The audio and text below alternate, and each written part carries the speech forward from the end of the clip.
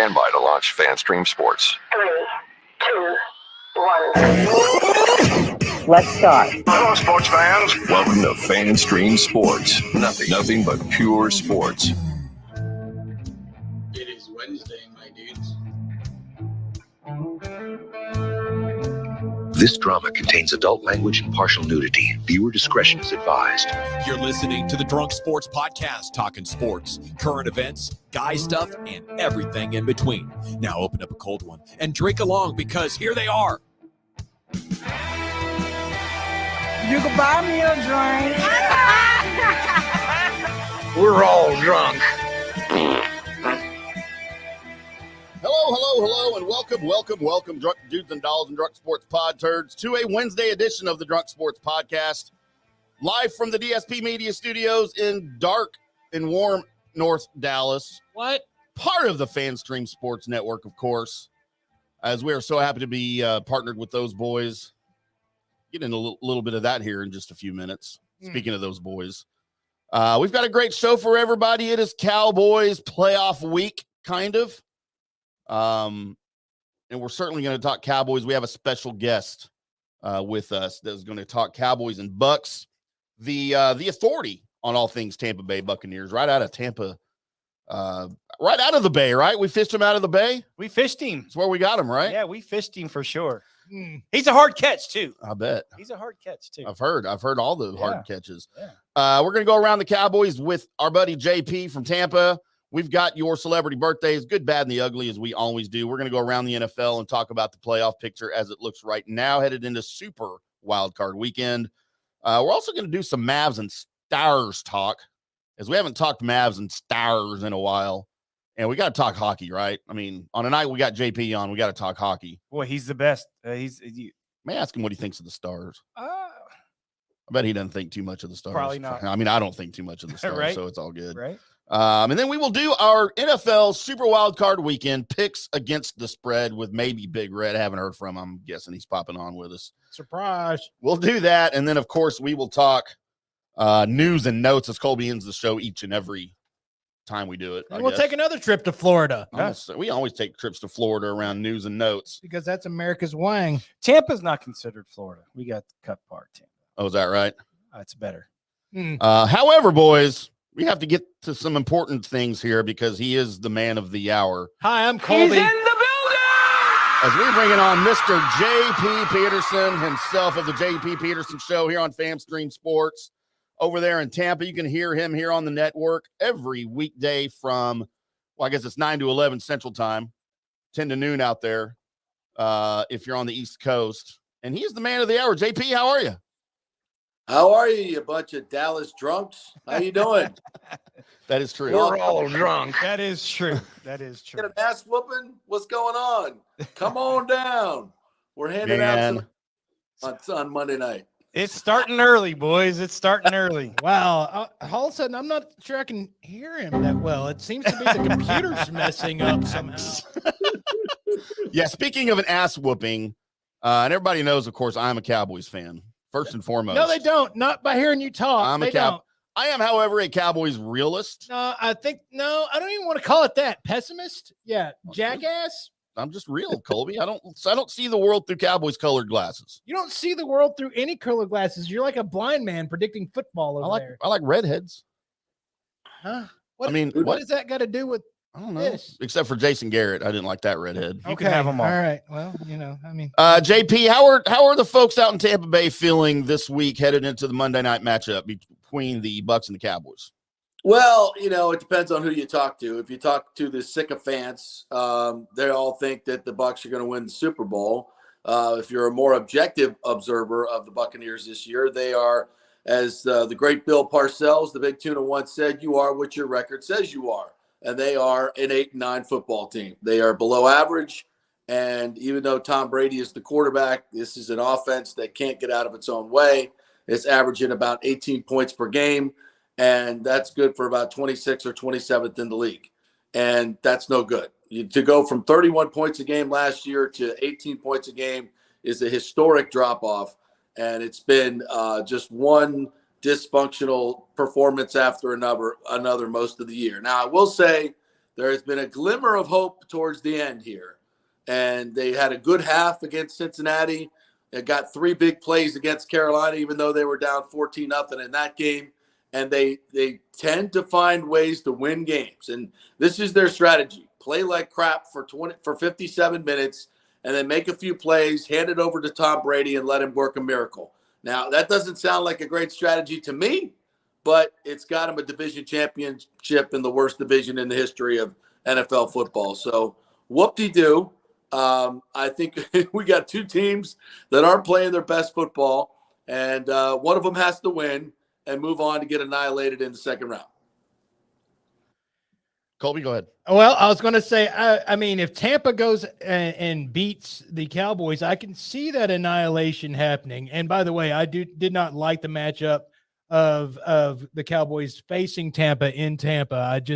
I don't like what that sets up, mainly for the old-time record of that the Cowboys have never beaten Tom Brady. Then there's That's a pretty big key. Getting the confidence issue with the Dallas Cowboys is huge. And if you somehow come out of the Tampa game, I don't know if the annihilation is going to happen to whoever you play in the next round, because there's a lot of things that could shuffle, especially the way the Vikings are not playing well. And, the Giants could end up messing that up. And then you end up against Brock Purdy, which one do you get? The one against the Raiders? Because the Brock Purdy against the Raiders looked like dog S, or like Dak last game against the Commanders, whichever you want to say. But as far as the Tampa's game is concerned, the most concerning thing about that is Tom Brady, because the rest of the team really just goes as he goes, and the running game kind of disappeared on you guys after you played the Dallas Cowboys. Isn't that right for most of the season? Absolutely. At 152 yards in that game, I think that was a season high for the Buccaneers in terms of running the football. And it is evaporated after that because everybody got tape on the Buccaneers and saw that the left guard was garbage, and other offensive linemen were not that good. They couldn't get a push. Their running game, just the scheme of their running game is basically, it might work if you had 5 big offensive linemen that can move people, but Right. they've got a tackle who's had a dislocated elbow and been playing with one arm most of the year. The left guard's shaky at best. The new center this year, they're just not a group that can blow you off the football, but yet they try to run a running game that needs an offensive line to blow people off the football. It's completely dysfunctional, and that's why they haven't been able to run the football very much. They're very predictable. They run out of certain sets all the time, same plays, extremely predictable. So the running game is just completely evaporated. They're averaging 77 yards per game, which is hard to do. That's one of the worst in NFL history. And they just try to make it up with Tom Brady throwing short passes time and time and time again. So that's why their offense is struggling just to score 18 points a game. That now you pointed that out. That is one thing that I heard Michael Irvin say. I believe he was on the Fan this morning with Sean and RJ talking about that Tom Brady, what he thinks he's going to see out of Tom Brady in this game is not even the nickel and dime. It's going to be the penny and nickel down the field, which Tom Brady can do because he can keep that going. And that's something to watch out for, because that's also a way to slow down the game as far as from Tampa's side of it. Then you end up getting Dak Prescott on his press. And that's where you see the worst Dak Prescott, is when he's trying to make up for everybody else on the team messing up. And then he starts messing up himself, which you saw a blatant amount of that against the Commanders, where nobody was playing well, special teams, defense, offense, nobody was. And then Dak got out there and decided he's going to take on the world by himself. And he's just not built like that. So, Right. And the only thing that I see that the Cowboys have the advantage in on this game is the fact that the Tampa Bay Buccaneers, from what stats I've understood, and you of course seen and understand and know this probably better than I do, is that the tight ends seem to be giving y'all a whale of trouble on your defense. Is that what you're also seeing? Yeah, the Buccaneers historically just seem to have trouble with tight ends. I don't know what it is, but they've got two smaller sized linebackers in Devin White and Levante David. Both can run really well, but they're smaller sized, and They tend to get taken advantage of by the bigger tight ends, the Kelseys. Of course, they do that to just about anybody. But yeah, typically the Bucs have had issues covering tight ends. Now, these linebackers can run and hit and do make big plays. That's what they're known for. But they can also be taken advantage of in coverage. No question about that. So I'm hoping that Kellen Moore understands that and goes ahead and sticks all three of our good tight ends out there with Ferguson, Hendershot, and Schultz, and let's just see what happens. And just all at the same time. Just hey, they did that against who was it against? Well, they got a touchdown with it. Yeah. So yeah, you just run that formation the whole time and see what happens. And then they played whack-a-mole in the Salvation Army thing after that. Yeah, that's true. The other for the Cowboys side of it, one problem we're going to have really is not the dig side, but whoever's on the other side of that corner, because that's a pretty big hole in the Cowboys defense right now. And I'm hoping that you stick Diggs on Godwin and then make sure Evans got a safety over the top to cover him. But good God almighty, you got some little speedy guys running in the slot area too that hopefully Deron Bland can take care of. But that's where Brady, pennies and dimes you, or penny and nickels you at with those little fast guys in the slot. His name's left me. Scotty Miller. Scotty Miller. Yeah, what do you think about Scotty Miller, JP? Scotty Maybe playing a little role in kind of the underneath kind of pass game, little short dropping pass game, to kind of get that, momentum going for the Bucs. Well, it's interesting. One of the things the Bucs coaching staff has been really bad at is identifying players that can help them and keeping bad players in the game. They did that with their left guard, which was a guy by the name of Luke Gedeke, who they started the first 6-7 games, and he was terrible. And they finally turned it over to Nick Levert, who's got a bit of career backup, and he improved the position dramatically. Why did they leave that guy in there for that long? He was terrible, and everybody knew it. And Brady stopped trusting his protections because of it. Rashad.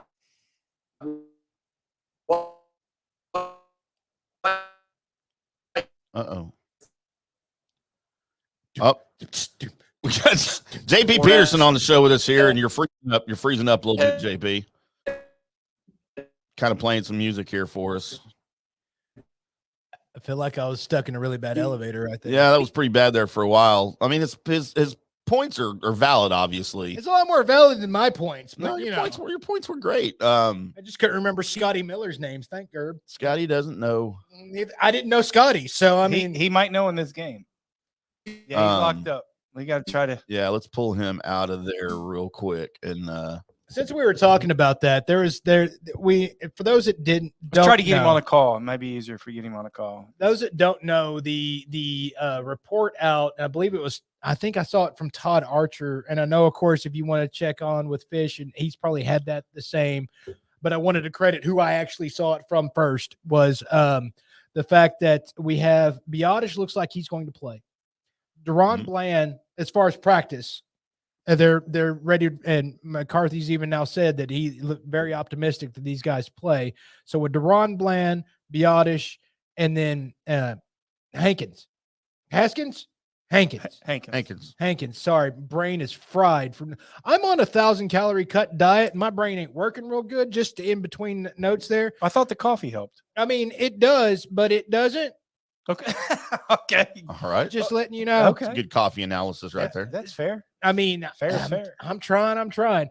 But as far as who's going to be playing, you're going to be seeing a step up on your defensive calls with the LVE being in there, because he's the guy with the headset in his helmet. Yeah. And he was the guy that was really getting people into position when switches were happening on the defense or on the offensive side, and getting people right for the right gaps and the right twists and such like that. And he also covers up a lot of mistakes, because LVE was leading this team in tackles until he went out by a good enough margin that it took a couple of games before a safety took that spot from him. Yeah.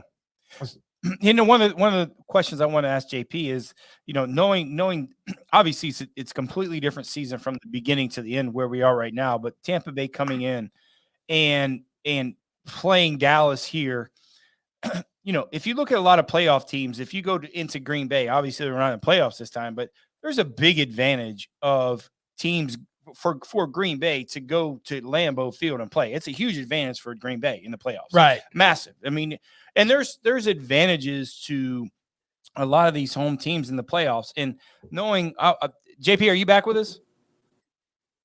Is he back with us, Tim? He's back with us, but he looks like he's frozen again. Okay. I don't know what's going on. I wanted to ask him, and we talked to this a little bit earlier, knowing about the stats of the Cowboys playing on different types of grasses. What is the advantage that Tampa can really do as Dallas coming in this time of year on a slow field or on a turf field or on a grass field that they have in Tampa? What would be the definitive advantage that maybe Tampa has to have home field advantage, right? How do they look at the Dallas Cowboys makeup and say, hey, listen, this is what we can do to make a home field advantage for us? And we talked about it a little bit earlier, and he talked about it on his show, is like their record on grass is not very good. And they're slowing it down. So are they going to do that type of scenario as a home field advantage? I don't know. That it'd be curious to see what JP has to say when it comes to as far as the Cowboys versus turf to grass situation. Yeah. There is a little bit of something there, and a lot of it has to do with the Dallas Cowboys when your home field is grass. Yeah. The thing is with the Cowboys is that most of the teams that they play, most of them that they play is a turf team, right, throughout most of their schedule, and very rarely do they end up on grass. You start to see who they played on grass this season, and kind of looking at the record, they played Green Bay. Yeah, it's a different grass though. I mean, I know, but if we're talking about turf, well, out of 17 regular season games, they played 5 games on grass all year, right? So, and they went 1-4. So there's something to that. They're sure. a little bit, but the Tampa grass is not like grass up north. Like it plays plays more like a turf. It's a little faster than you're playing up north. Like if you're playing outside in the Midwest, right? You can grow that grass high, slow the game down. Right. A little different down in South Florida. Bermuda doesn't grow. They grow. It's more of feels like a turf because it's a little softer, and it doesn't grow high, right? So there's two. I'm looking forward to see what he has to say about what home field advantage. I think he's back. You back, buddy? I think I am. Sorry, guys. That's all right. Got some Wi-Fi issues going on here. I have a pretty good idea. I have a pretty good idea where you're at. Oh my! All right, I'm talking. I think you're good. I think you're good. Okay, I saw that number where the Cowboys, I guess, are 1-6 on natural turf, and you talk to the players, it matters. It matters to them which shoes they wear. It matters the way they play the game. It gives them a little, the fast guys feel a little bit faster. It does matter. There's no question about it. So I think that's a real number. The turf at Tampa Bay is considered one of the better ones that the guys like to play on for whatever reason. It's short. It feels a lot like artificial turf, but it's not. So I think it's kind of I don't know what you call a hybrid. Maybe one of those hybrids that Carl the Greenskeeper was doing in Caddyshack, whatever it is. That was one of my questions. 70% Sensimilia, 60% St. Augustine. And that was one of my questions I want to ask you. I know we talked earlier in the day about your show is, if you look at the playoffs, they kind of, one of the greatest home field advantages for the playoffs is for Green Bay is if you go into Lambeau. It's cold, turf's brutal, weather conditions are brutal. So they have a very, very strong home field advantage. What can Tampa do to create a home field advantage for them? Not just the Cowboys coming in, but any team coming in to play there in Tampa. What kind of home field advantage can they do, whether it's the grass, whether it's, something, because it doesn't really ever feel like Tampa would have a home field advantage. What can they do that makes them benefit as a home field advantage? Well, I will say this, that we are notorious for allowing other teams to fill up our stadium with their fans. So as many Cowboy fans that want to get tickets will get tickets to this game because Tampa Bay fans are notorious for selling. So in terms of the crowd, I'm guessing it might be 70-30. Cowboys fans, 30%, maybe more. Who knows? It's a playoff game, so hopefully Bucs fans will show up. But as far as the field goes, I think it tends to be an advantage.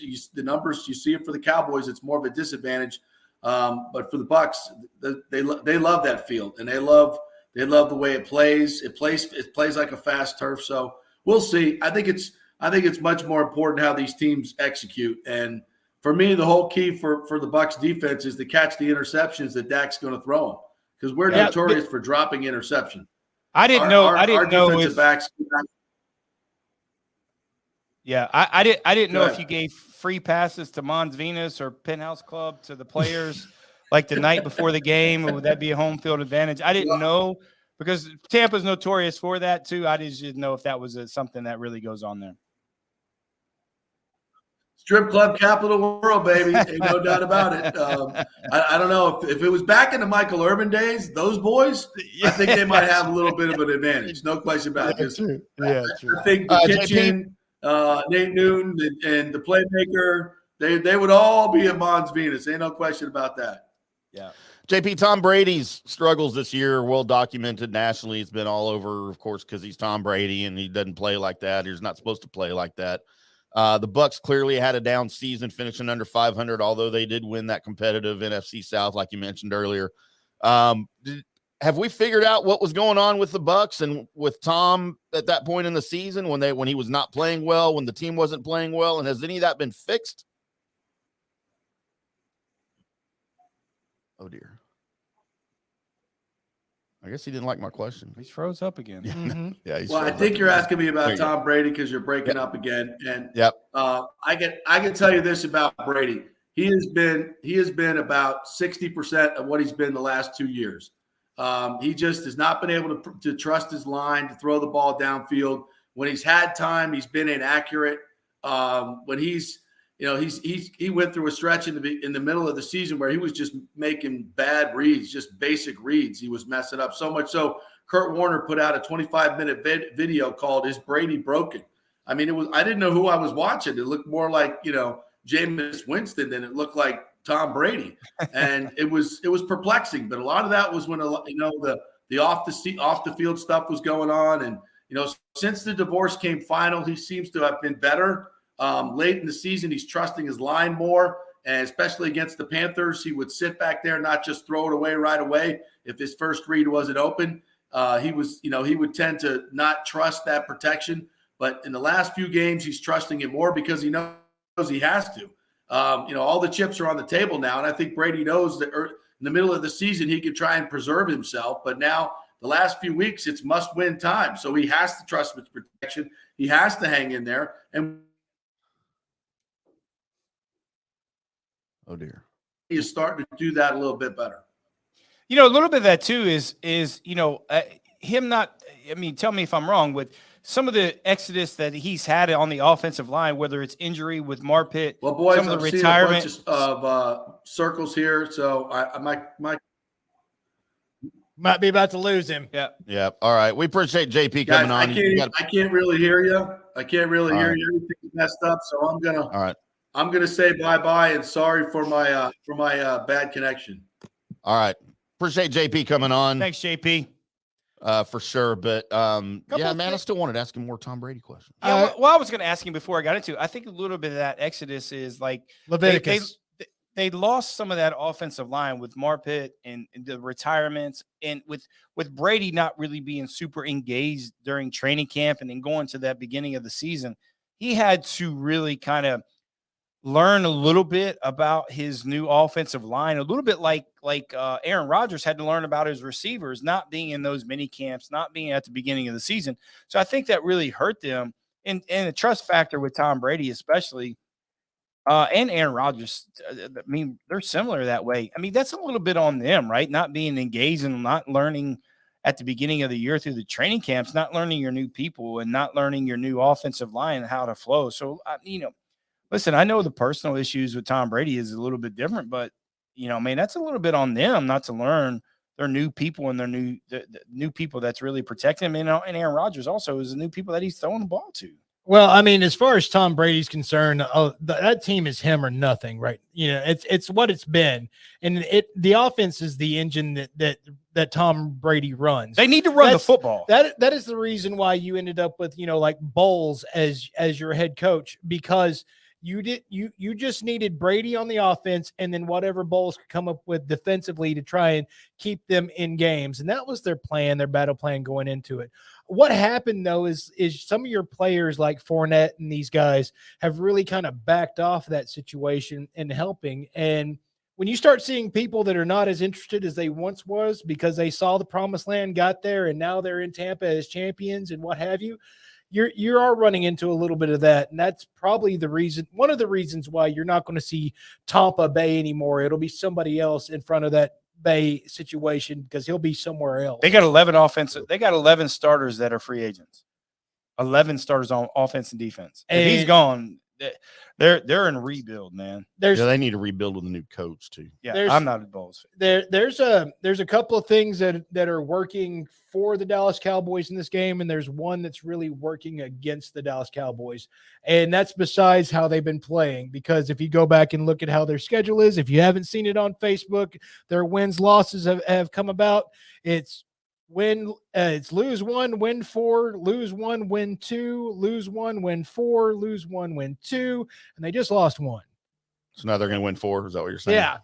So if the schedule holds and that pattern holds, that's great. Sounds like you've been looking into a crystal ball. Man, or crystal meth, one or the other. As far as one of the things that does look good for the Dallas Cowboys is the fact that the Tampa Bay, and JP mentioned it a little bit, the Tampa Bay Buccaneers are last in interceptions. Yeah. They're last in interceptions, and you look at their division. And the most of those quarterbacks in their division want to give you the football a lot because most of the division that they're in, they don't really have a quarterback that's playing quarterback. Like, right. I think Dalton's like the next best after Brady, if you want to be honest, with the whole quarterback situation. Yeah. And so if you're saying Andy Dalton, by the way, he'll give you the football a few times a game. They just haven't picked it up. So that kind of bodes well for Dak's misgivings or wanting to give the ball to the other side. What's not boding well for the Dallas Cowboys, it is they've been announced that they're in the bad luck blues. That's bad. Oh, what's that mean? They're going to be wearing the blue jerseys. Oh, all right. Well, by far the best looking jerseys in the NFL. I don't care if it looks good. They're not bad luck anymore. That's a 70s thing and 80s. No matter what.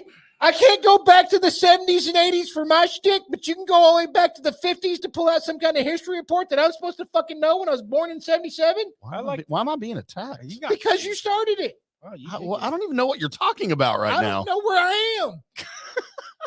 I like the Cowboys all whites. I kind of dig that. Yeah. But I look at them. Look, not to get too much on. I look at the matchups and I look at Tom Brady and I look at the receivers for Tampa Bay are way better than the corners for the Dallas Cowboys. I mean, way better than one corner. Who's gonna guard Godwin and Evans? Okay. Well, anybody can cover Godwin. No, they can't. Yeah, anybody on the Cowboys secondary. Okay, you want to wager? Because I'm not a really wagering man, as you know. But I will wager. Yeah, you don't ever bet. I will wager that Godwin has more than 10 receptions. Well, 10? Fine. I don't care if he gets total. So the best corner is going to guard Evans, right? Who's the second best corner? You're not going to use your best corner on Evans. Why? Who's going to guard? Who's going to cover him? Use your tallest corner and put a safety over the top. Evans is faster than any of the corners that Dallas has. Why do you put a safety over the top? He's bigger than them. It doesn't matter. He's not bigger than the corner you're going to stick over there. No chance. So who's the safety is going to cover him? Darren Woodson. Yeah, it's Darren. No, it's put a safety over the top. Who? The only thing that Evans is any of them is a long ball. It's not any of them. It's not. You can't just say Joe Schmo is going to cover. Cowboys have a good secondary. Well, who is they can handle any of the. I'm not worried about that at all. And you know what else? I don't care if he catches 20 passes. I don't give a crap. I'm more worried about touchdowns. You think Trayvon Diggs is going to hold Godwin down? Yes. Okay. I think Trayvon Diggs is going to be on Evans. Why don't you go ask Justin Jefferson if Trayvon Diggs can hold the number one receiver down? Why don't you go ask anybody else that's run up against Diggs when it's like you're on this MFer? Okay. Yeah, I'm not worried about any of that. I'm not worried about that. Okay. I'm worried about him jumping routes every once in a while, but I'm not worried about if you just tell him, don't let that guy catch a football. Oh, catch him outside. How about that? I mean, you said that chick's hot now. I'm gonna have to see a picture of her. They're gonna struggle. They're gonna struggle. Tom Brady throwing the football. Well, they're gonna lose. I mean, that's all there is to it. We'll get into our picks coming up here in the second half. Sorry, Colby. Breaking news: Cowboys are going to lose. Oh, well, that you think they are? Yeah. Oh, thank God, because that's pretty much Kiss of death. I do too. That's pretty much. Oh, both of you do? Yeah. That's amazing. All right, Cowboys are definitely winning. I mean, I'm okay if they win. I just don't think they will. Let's get back into some NFL here in a few minutes. But first, Hey, my blood pressure's up. I can tell. I like it this way. I was being attacked. You're assaulted. You're about to be peppered too in a second. Pepper sprayed. All right, this is that segment where I look through all the people that are born today, and I find the people that I think are famous enough to make my list, and then I ask these gentlemen, and you two, of course, playing along, if whether you downloaded this or watching it live, to tell me who is the good person, who is the bad person, and who is the ugly person. I'm going to quickly go through only two for today, and then we're going to go over to tomorrow, because tomorrow is a good day in birthdays, and today really not so much. I mean, I found 7 of them, but 4 of them I had to look up who the fuck they were. So You know how I feel. So let's go with, and this person has to be named because, well, he's a YouTuber. He has a YouTube channel, and it's all he does is reactions. All right. Probably makes a lot of money. And his name is Alex Hefner. He's 28 years old. The reason why he had to make the list is because about 4 or 5 years ago, I tuned into his channel for a little bit, and one of the 3rd or 4th bands that I saw him do was a band named Ginger. Oh, my favorite band in the whole entire. First time I ever saw him was because of this MFer. Ginger decided to. There they are. Decided to play them and have react to one of their videos, and I heard them, and I was like, what the fuck? Huh? That is amazing. Ginger? Yes. I didn't hear anything. Do they speak? I mean, the intro doesn't have her singing on it. Okay. But yeah. Right. No, she is amazing. You lost me at Ginger. Pretty good looking too. You lost me at Ginger. I mean, that's the shirt I got. Oh, you did? Oh, spelled different. Yeah, J-I-N-J-E-R. Ginger. Yeah. They're from the Ukraine. Also, born on this day is turning 51 years old, one Mary J. Blige. Oh, yeah. Be Without You, Real Love, My Life, Not Going to Cry. I like MJB. Cannot name one song. I just named 4 of them for you. And I don't even remember what they were. She's great. MJB. At what? So at what she does. All right. If you say so. We have different definitions of great.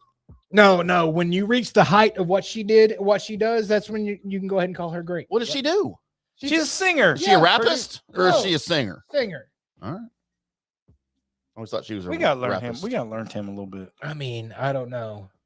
I gotta ask his Grand Dragon clan leader if he can do it though. That's a lot. You shouldn't talk to him. That's why he's behind the glass window. All right, tomorrow's birthdays. Rachel Harris turns 54 years old today. Who's that? Oh, hot is what she is. You know what? I love her. You put her on the screen, please. I mean, she's the older hot, right? Yeah. One of the few older hots that Tim can get down with. That would be one Rachel Harris. You put her on the screen. I'm working on it. He's digging on it. He's typing. He's got to close the window that has X Hamster on it, and he's got to bring up the one that he can actually put up stuff. Do not use Fair. X Hamster, sir. It is xnxx.com. Oh, wow. Okay. Shameless plug. Hope Get they it. hope they Get pay it. us for that. Yeah. Shameless plug. That's how we got shut off the first time on YouTube. I don't know about that. No. Maybe. No. Let's while he's looking for that, passed away in 2011. One Joe Frazier's birthday is Why today. you say Joe Biden? Nope. Frazier. Politics. Found you. Do I need Also- to put him on the screen too? No, I mean, no. Have you found Rachel Harris yet? I did. All right. Is it still waiting on the hamster to download that bitch into our files? I'm just a little busy right now. Oh, okay. All right, then. I would say share, but I know who she is. Yeah. Yeah. She's been in a lot of stuff. Yeah, she was on the first what's names Hangover. Oh, was she? She was Ed Helms' bitch wife. Oh, maybe so. Yeah. Yeah. Yeah. She wants me. She looks like a bitch too. Speaking Just of saying. politics, died in 2021 one Rush Limbaugh. Remember, he used to host football talk You know, he started out as a sportscaster. on the ESPN. Yeah, he started out as he used to be the play-by-play voice of the Kansas City Royals. Was he really? Yeah. Rush Limbaugh? Yep, that's how he got to start. Huh. Turning 57 years old today. He's more human than human. That's one Rob Zombie. Wow. How about you, Dragula, through that one? Can't name one of his either. I mean, I just named two of them. Oh, I didn't know that's what those were. Yeah, more human than human and Dragula. Yeah, those are two of his songs. Okay. Congratulations. Y'all been educated. Passed away in 2022. And actually, I think me and Tim, for the first time, actually shared that's sad, nod when this happened. Kirstie Alley. Oh, yes, we did. It's her birthday today. Star Trek. So may the force be with you. She served some good beers at that bar, I heard. Cheers. Yeah. Buenos dias. Yeah, but she replaced Shelley Long, who I had a huge crush on at the time. Really?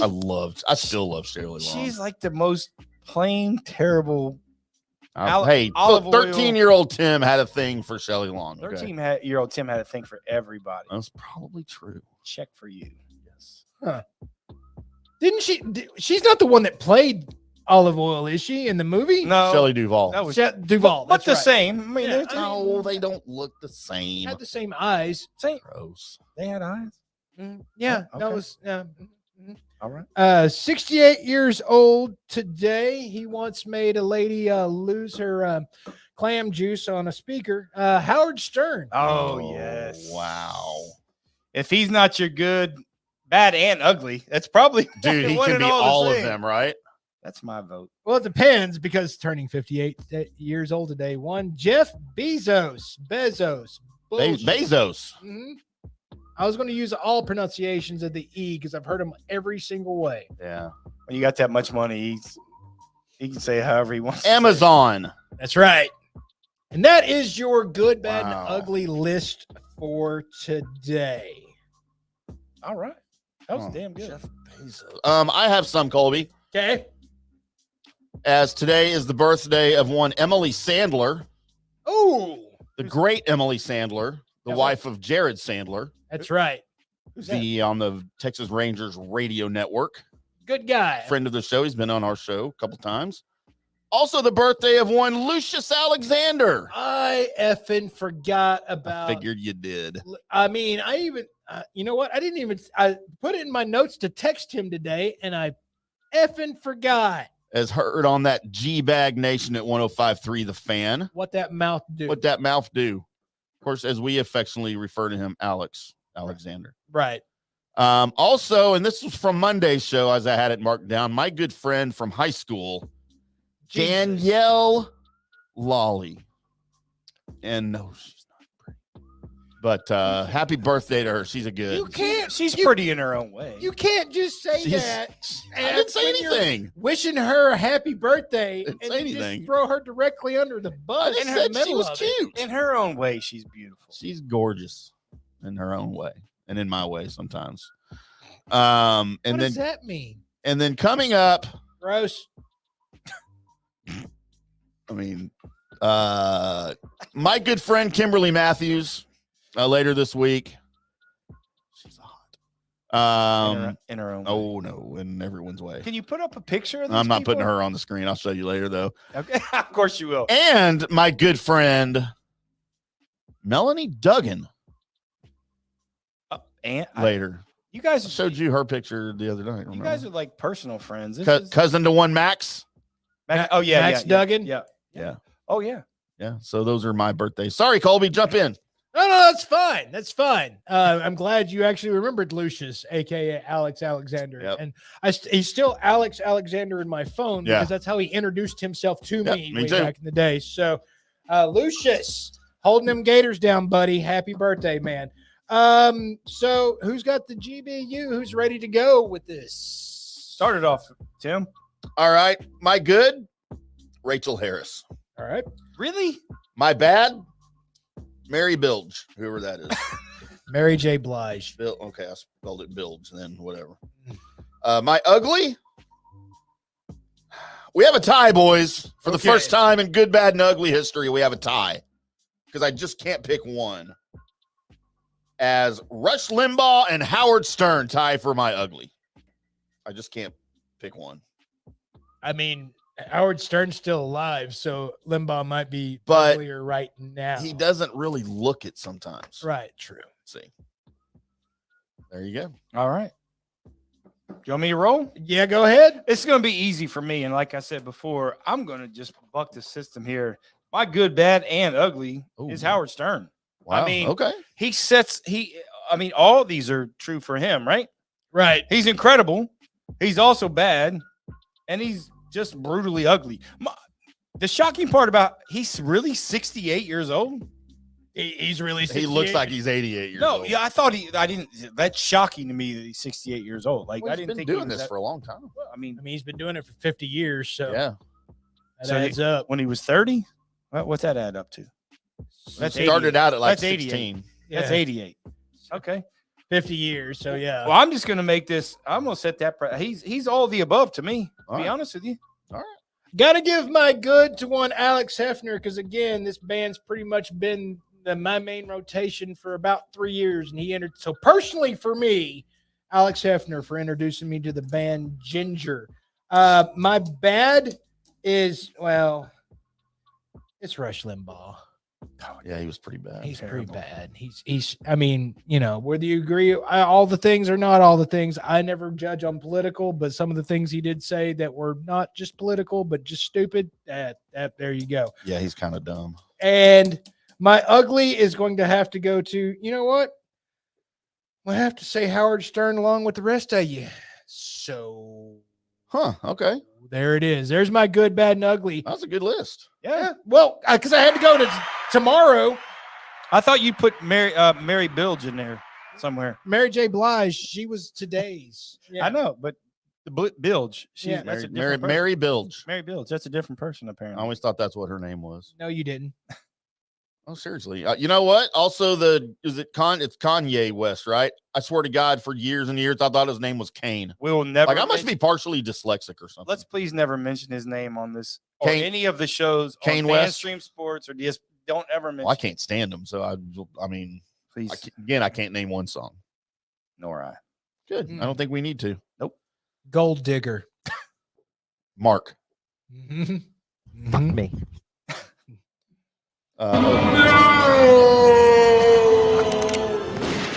Please. All right, boys. Let's get back into a little bit of.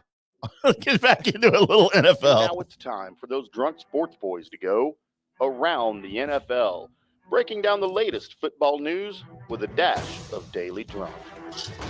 So, boys, the 2023 NFL playoffs are set. They are. And it took us till week 18 to figure things out, especially over in that AFC, man. There are a lot of things up in the air, and we didn't even find out our number one seed until the final day of the regular season for the NFC. So, but of course, your number one seeds, the Philadelphia Eagles and the Kansas City Chiefs, who both will receive a first-round bye and are not playing this weekend. However, as mentioned at the top of the show, we've got Cowboys Bucks, a weird Monday night playoff game. I don't get that, and I don't know if I like it. It's a holiday. It's Martin Luther King. Yeah. Why are they playing football then? Well, it seems disrespectful. No one's working. It's going to get some air views. I guarantee I'm working. Well, because you'll be working the game. Yeah, we're all going to be working. That's going to be fun. It's going to be fun in here on Monday.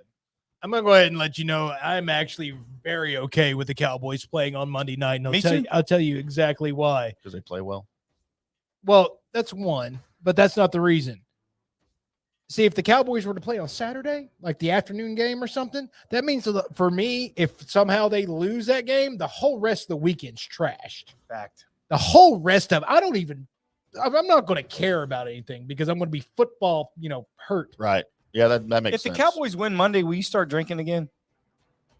I mean, for like maybe on my birthday. What if the Cowboys win the Super Bowl? Will you start drinking again? I might have a reason to have some drinks. All right. Cocktails are good. Cocktails are good. I mean, just right now, I just don't want to be in the same room with a bottle of whiskey. How about that? Fact. I do. That's fair. Mm-hmm. Colby, I had some Jameson last night in your honor. Well, you know what? I did. At some point, I will drink some whiskey. It's not going to be. And it was neat and it was room temperature. Man, the only way to have it. Her name was Jameson, huh? Her name was Kyra. You know, I don't drink first names. Jim, Jack, We Johnny, know. Jose. And that seems like that's all I drink these days. Check. Oh God, I'm all choked up here thinking about my Jameson last night. Sorry, Kyra. The lovely bartender, Kyra. Yeah, she's great. And we have the New York Giants as the 6th seed facing the Minnesota Vikings as the 3 seed. Thoughts on this game? The way that the And we will be picking all these games, by the way. I understand, and I will try and stay away from, but people are going to hear me talk about this game, and they're going to realize probably which direction I'm going. The Minnesota Vikings right now, the way that they are playing it's okay. What time is this game? I don't have it in front of me. Oh, I have it right here, though. I would like to know that before I complete my sentences. They're playing the Minnesota, so it's probably afternoon game. The Vikings and the Gigantics play Sunday at 3:30 p.m. Oh, that's not a noon game, so go ahead and kiss your Kirk Cousins goodbye. Giants. The Giants right now, I wish they would have played some players against the Eagles, even though it doesn't matter because of what the Cowboys did against the Commanders. But I would have liked to have seen a little bit more roughing up of what the Eagles had going on because they were pressing for that game and to get that win. But that being said, that game was, Dayball had his spares ready to do something for a little bit. And that's against a team that I think is vastly better than the Minnesota Vikings. Yeah.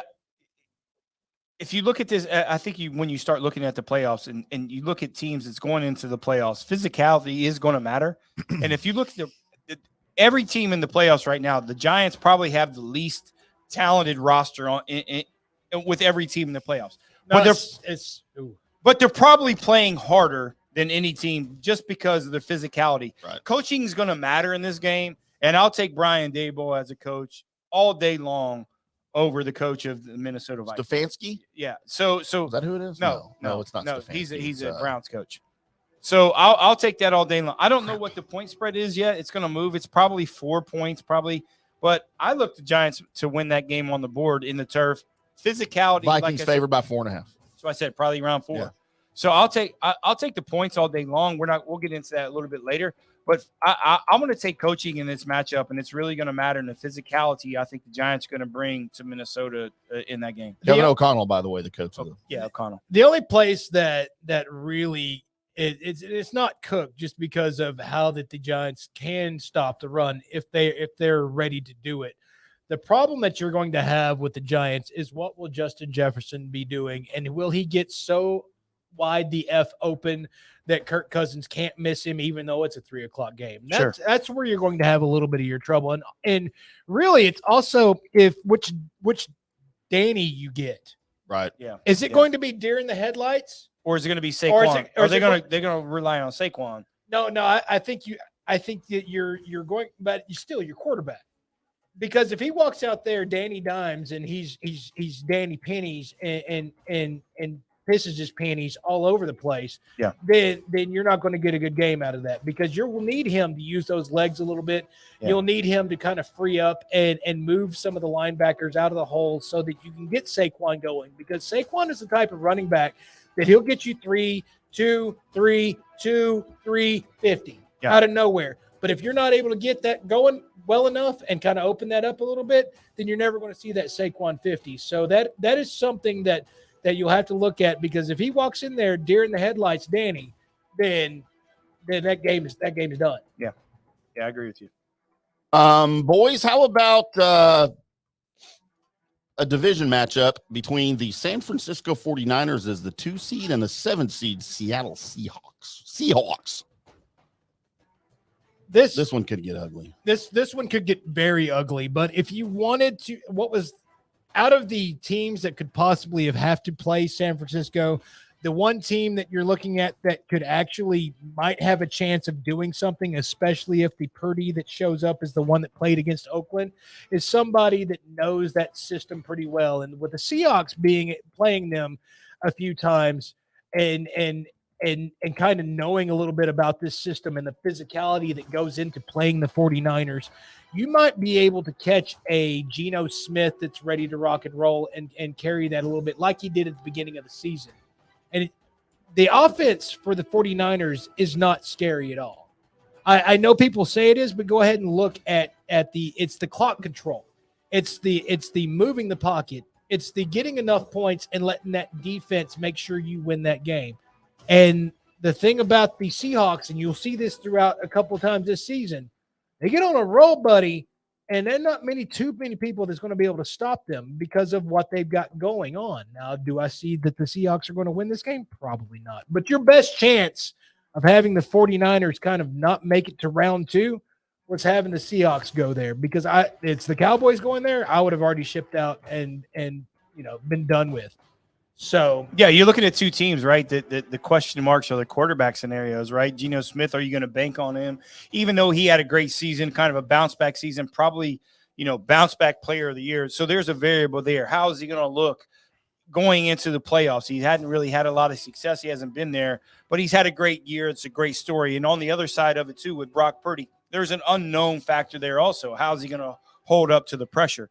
That being said, going into the playoffs, I really feel banking on a defensive unit like San Francisco could potentially shut down the game and shut down that kind of Seattle, whatever they want to do. So when you're going into the playoffs, defense is going to be a huge factor, and I kind of lean a little bit towards San Francisco when it comes to that. The place where Seattle has a little bit is they do have that big play capability. They do. And if you keep those points close and it's just a couple of big plays and maybe you slip up here and there as this 49ers lockdown defense, you could make this game really effing close. He's going to have to get out of the pocket a little bit and run, because he's going to have to scramble to let those wide receivers to get open on the outside and outside the numbers really to make that happen.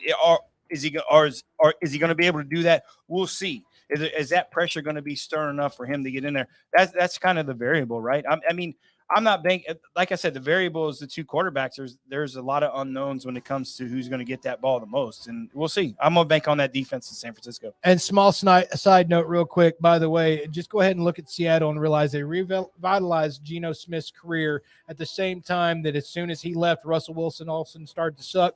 Maybe it's not coaching matters a little bit there. Maybe it's the guy that's actually chewing on the gum and smoking the doobies before he tells everybody about their mantra and go Pete Carroll. Fact. Good, great there.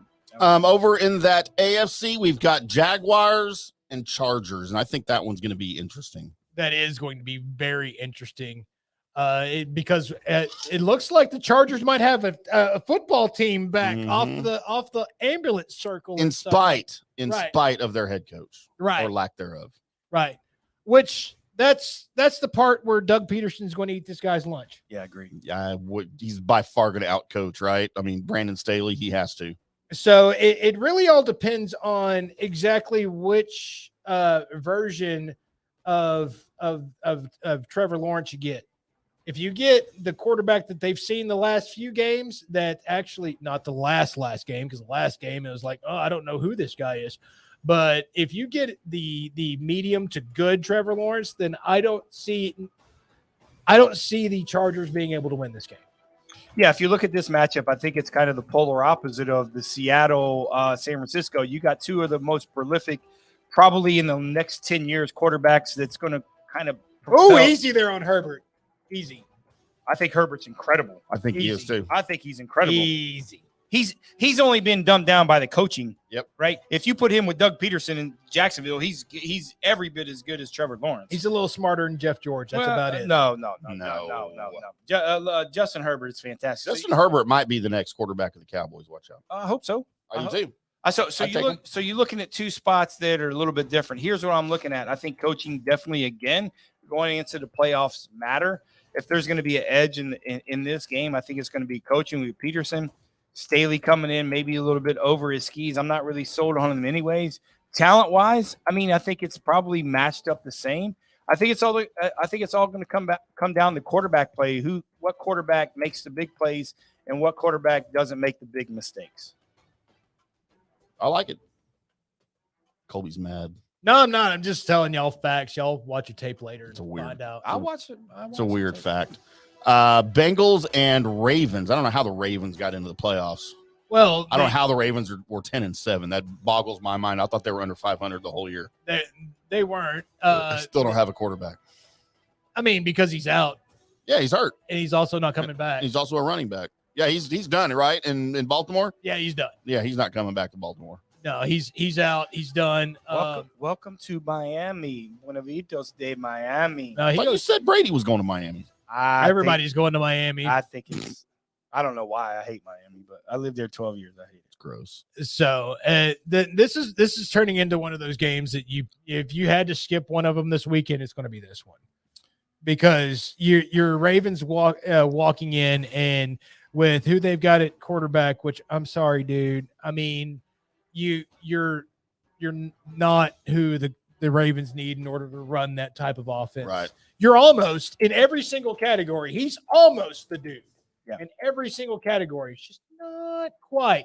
So with that going on and what you're going up against, just don't look for the Ravens to put up much of a fight. I think that team's fighting inside its locker room, half for Lamar and half for we're team first. And Harbaugh might be gone too, by the way. Just letting you know. No. Everything you said is correct. But be careful when you say everything you say is correct. Because you're looking at a divisional rivalry that plays a lot. They know a lot of each other, and the team. It's probably going to be the biggest spread in the playoffs. Right? 9.5 points. Yeah. Right. And it is not the biggest spread. Our next game is. Right.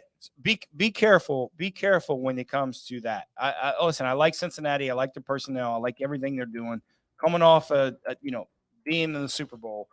Be careful on a team that's back. Their back is against the wall. Be careful. I'm not saying they're going to win. We'll talk about the spreads later, but just be careful on that game. It'll be a little tricky. How about our last game, boys, on the docket, as we have the Bills favored by 11.5 over the Dolphins, who also don't have a quarterback. Is it Skylar Thompson getting the start again? It would be one Skylar getting the start again. And if you thought that 6 points or 11 points versus the Jets was amazing, well, you're not going to quite get there.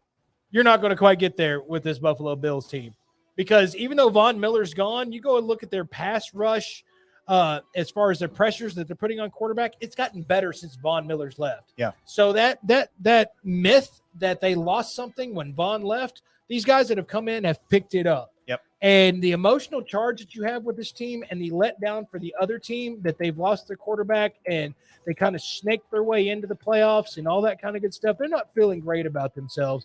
And they're walking into Buffalo, into the Mafia. If anybody wants to play a spread, this would be the one that I would play. Yep. There's no question. Like I said, going into that, coming from South Florida, going in there with the third string quarterback, playoff scenarios, cold as hell. Mm-hmm. These guys don't want to be up there, even though they think it is the playoffs. They're already going to get their money, their playoff money, right? They don't want to be there in a third string quarterback. And even if Tua was the quarterback, I don't really think they have much of a chance. So my only thing when we'll talk, like I said, we will talk about spreads later, is are they going to rest? If they're up so much, are they going to rest their starters and maybe a backdoor cover? We'll see. But, I don't really see much. I don't really see much going on with Miami going into Buffalo. I mean, I love what Miami's done this year. Mike McDaniels probably should be coach of the year. Close. At least in the discussion. Dayball. By the way, Dayball, right, up to, again in the discussion. Kevin O'Connell probably in the discussion. But, man, I just think they're going to get overmatched with Tua and with them not having a quarterback. And by the way, Tua may be done for good. Like, not just – he may just be done. Still a little of the emotional effects with Hamlin, right? Hamlin just – there's still a little bit of that playing in that home game. So, it's all negative going for Miami going into Buffalo. So we'll get into our picks here in a little bit. Colby, you want to take us a break? Sure. Coming up next, we do Around the Sports, where we have a Mavs update and a Stars update, and then we might do something else funny before maybe or maybe not Big Red joins us to do the picks against the spread. And then I've got news and notes and also some wrestling news coming up at the bottom of the hour. That's all coming up next on the Drunk Sports Podcast. Hello, sports fans. FanStream Sports. Jeeves Law Group. I've known Scott Jeeves for quite some time, and he's just like us, a huge college football fan, but he's not just another PI attorney. He is a ferocious advocate for his clients.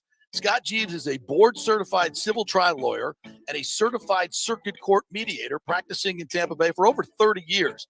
He is an AV preeminent rated civil trial lawyer and certified circuit court mediator. Folks, these designations are not just given out. They're given only to the best trial attorneys. But more than anything, Scott takes these cases personally. I've heard it from his clients. He's a fighter you want on your side. Insurance companies hate it when they see you're represented by Jeeves. He's just different. 727-894-2929 or go to JeevesLawGroup.com. That's JEEVES lawgroup.com and tell him JP sent you. Guys, let me tell you about Bay Area Modern Medical Center. Are you experiencing low sex drive, fatigue, hot flashes, moodiness, and you just don't feel like you have the vitality you once had? You're not just getting old, it's likely low testosterone. Studies over the last 20 years show a shocking decline in younger males aged 16 to 39. Older men have seen a sharp decline as well. Do something about it. Go see my friend Christopher Lugo at Bay Area Modern Medicine. Testosterone replacement is not a frivolous treatment. It takes a professional, targeted approach that focuses on total body wellness, vitality, and emotional stability. Not a one-size-fits-all approach like many clinics use. They will monitor your blood work and adjust your treatment as needed for optimal results. Call 844-977-3477 or go to BAMMC.com. Now is the time to make sure your home insurance is in order. In the last year, many of us have made improvements to our homes. So call the folks at Italiano and discuss these upgrades to make sure you have enough coverage. According to a recent report, almost 64% of homeowners don't have enough insurance on their home, which is their most valuable asset. Also, a great time to make sure you have flood insurance. Even if your mortgage company does not require flood insurance, your home could still be at flood risk. Another big item as we enter hurricane season is making sure your pool enclosure is added to your policy and there will be no issue at claim time. That happens a lot. So call your friendly agent at Italiano Insurance to review your policies today. 813-877-7799 or ItalianoInsurance.com. Attention, if you are home shopping or looking for a refinance, and even if you already have the approval letter, you must call my man Scott Fitzgerald at American Mortgage Services. Scott has a brand new program available in the greater Tampa Bay area called the Community Advantage Loan Program. Get this, no money down, no mortgage insurance, no points, no origination fee, purchase or refinance, and loan amounts up to $647,000. Now, there are some application requirements. It must be a single-family home, one unit, primary residence, and have a minimum 640 credit score. The program only applies to certain neighborhoods, so you have to call to find out if you qualify. So call Scott Fitzgerald at 813-294-7595 or email him at scott@amstampa.com. Now, even if you don't qualify for that program, Scott will shop your loan around, get you the best rates, and won't charge you the huge upfront fees. And if you've had issues with your bank calling you back, Scott will return calls immediately or at least the same day. 813-294-7595 or email him, scott@amstampa.com. Scott Fitzgerald, MLS 386722, American Mortgage Services, 1000 North Ashland Drive, Suite 1020, Tampa. Hello, sports fans. FanStream Sports. Jeeves Law Group. I've known Scott Jeeves for quite some time, and he's just like us, a huge college football fan, but he's not just another PI attorney. He is a ferocious advocate for his clients. Scott Jeeves is a board-certified civil trial lawyer and a certified circuit court mediator practicing in Tampa Bay for over 30 years. He is an AV preeminent rated civil trial lawyer and certified circuit court mediator. Folks, these designations are not just given out. They're given only to the best trial attorneys. But more than anything, Scott takes these cases personally. I've heard it from his clients. He's a fighter you want on your side. Insurance companies hate it when they see you're represented by Jeeves. He's just different. 727-894-2929 or go to JeevesLawGroup.com. That's JEEVES lawgroup.com and tell him JP sent you. Guys, let me tell you about Bay Area Modern Medical Center. Are you experiencing low sex drive, fatigue, hot flashes, moodiness, and you just don't feel like you have the vitality you once had? You're not just getting old, it's likely low testosterone. Studies over the last 20 years show a shocking decline in younger males aged 16 to 39. Older men have seen a sharp decline as well. Do something about it. Go see my friend Christopher Lugo at Bay Area Modern Medicine. Testosterone replacement is not a frivolous treatment. It takes a professional, targeted approach that focuses on total body wellness, vitality, and emotional stability. Not a one-size-fits-all approach like many clinics use. They will monitor your blood work and adjust your treatment as needed for optimal results. Call 844-977-3477 or go to BAMMC.com. Now is the time to make sure your home insurance is in order. In the last year, many of us have made improvements to our homes. So call the folks at Italiano and discuss these upgrades to make sure you have enough coverage. According to a recent report, almost 64% of homeowners don't have enough insurance on their home, which is their most valuable asset. Also, a great time to make sure you have flood insurance. Even if your mortgage company does not require flood insurance, your home could still be at flood risk. Another big item as we enter hurricane season is making sure your pool enclosure is added to your policy and there will be no issue at claim time. That happens a lot. So call your friendly agent at Italiano Insurance to review your policies today. 813-877-7799 or ItalianoInsurance.com. Attention, if you are home shopping or looking for a refinance, and even if you already have the approval letter, you must call my man Scott Fitzgerald at American Mortgage Services. Scott has a brand new program available in the greater Tampa Bay area called the Community Advantage Loan Program. Get this, no money down, no mortgage insurance, no points, no origination fee, purchase or refinance, and loan amounts up to $647,000. Now, there are some application requirements. It must be a single-family home, 1 unit, primary residence, and have a minimum 640 credit score. And even if you already have, only applies to certain neighborhoods, so you have to call to find out if you qualify. So call Scott Fitzgerald at 813-294-7595 or email him at scott@amstampa.com. Now, even if you don't qualify for that program, Scott will shop your loan around, get you the best rates, and won't charge you the huge upfront fees. And if you've had issues with your bank calling you back, Scott will return calls immediately or at least the same day. 813-294-7595 or email him, scott@amstampa.com. Scott Fitzgerald, MLS 386722, American Mortgage Services, 1000 North Ashland Drive, Suite 1020, Tampa. Coming back at you. Now, more Fan Stream Sports. Welcome back to the Drunk Sports Podcast, a Wednesday edition of the Drunk Sports Podcast. And a programming note, as we are talking about Super Wildcard Weekend, our regular Monday show will be replaced by a Cowboys-Buccaneers watch party here in studio with us. The Bottom Line Sports boys are coming up.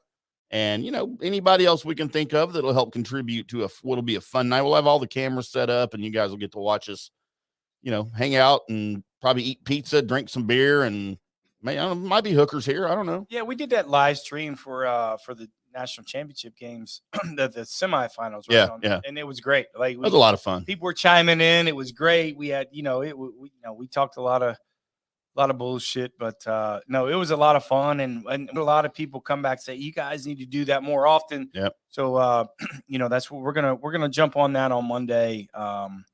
Could be just me and you, Tim. Was Colby not invited? Well, he's always invited, but you never know who shows up. How about that? That's true. And I mean, we did it last year from the bar, and all the hookers showed up, and that made it a party. They did. Let's see if we can invite those hookers back here. I felt very uncomfortable. I didn't. I was right at home. I did. I felt very uncomfortable. I'm just going to go ahead and let you know you invite a lot of hookers up here. I'm probably going to have to stay home. Oh. Yeah, just because. Well, okay, don't tell Colby about the hookers. Is this your home, though? What do you consider home? This her home or the place where my bed's at? Now, if my bed ever moves up here, then that probably means there's bad things happening at the house anyway. So, yeah. Fair is fair. Right now, I'd rather stay there at that part. But if there's not going to be any hookers here and we're just going to have a good old time, then then, if there was, then why the fuck would you announce it? And plus, they're going to be on camera later, so I'm guess I'm sold up the river anyway we go. So I wish you'd just shut up about stuff. I'm not paying for everybody's hookers. I'm not just for me. I'm not gonna lie to you. There's not gonna be any of those up here. I'm liable for everything. Well, Well, good. I might be liable, but Nancy Gerber will cut me off tomorrow in a million ways. Right.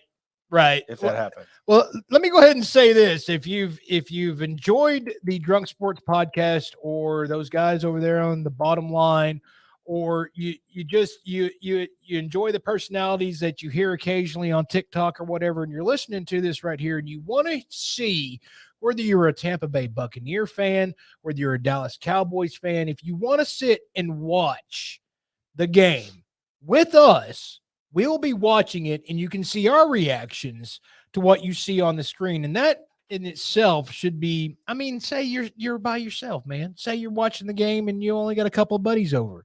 We'll make it about 4 more buddies, 5 more buddies, and watch the game with us. And you come on up if you want. Anyone out there wants to come up and fiesta? It's BYOH. That's right. Bring your own hooker. Well, we're not sharing. Going back to that well. Yeah, there it is. Oh, did we already close that window? Sorry. Please, fast. If they're not going to be here, I'm probably not coming. Okay, good. I will be. Thank you. Never mind. Every time I watch a game with you, it ends up bad anyway. Why? Because you're stupid. By stupid, he mispronounces the word incredibly smart sometimes. I think so. That's what it is. Yeah, every single It's time. going to be an emotional Monday. As much as we want the Cowboys, as some fans, of us. I'm a Cowboys fan. We all want the You might Cowboys not to believe it win. or not, I am, but I'm realistic, and I don't bet with my heart, and I don't, there it is. I don't see it happening. I don't either. Let's move on, shall we? Before Colby gets mad again. I think his blood pressure is up. I see veins here with. I see veins. Internets. I see Colby's vein. The Drunk Sports Podcast proudly presents Around the Sports, our show's version of a fill-in segment when we can't find anything else to talk about. We might talk NBA, NHL, or even Major League Baseball, but we'll never, ever talk soccer or women's professional basketball. Take it away, boys. Boys, you want NBA Mavs or NHL Stars first? You know what? Let's go with a little bit better of what's going on and start off with the Stars first. This is Shane Churla of the Dallas Stars. Is he Canadian? Remember Shane Churla? Told me? Yes, actually, I do. Loved me some Shane Churla. One of the first goons to come to town with the original North Stars when they moved here. He's from Spain. Shane Churla? He's very Canadian, sir. Yes. Good day, mate. So, boys, the Dallas Stars, and I have to say it that way every time. I'm sorry. No, you don't. I don't? You really don't. Okay. It's not mandated. Johnny sent the memo.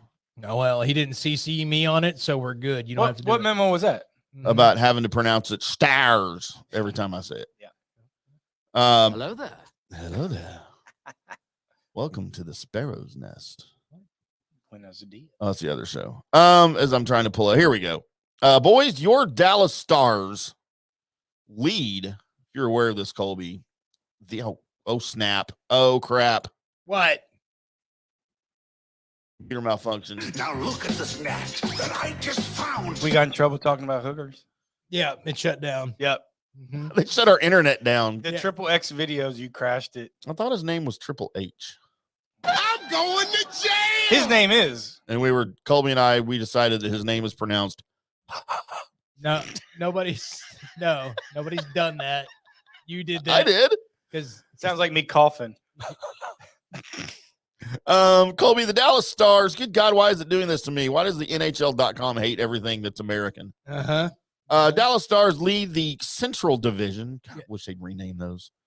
I mean, I know they just did, but I don't like the way they did it. With 56 points through 42 games played. And I'll be real honest. I'm still not impressed with this team.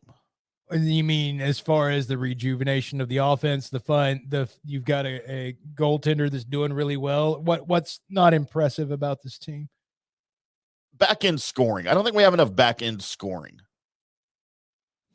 We got enough front end scoring. What she said. Go a lot of different ways. That's what said that. I mean, scoring from the back end is typically something that you need to focus on.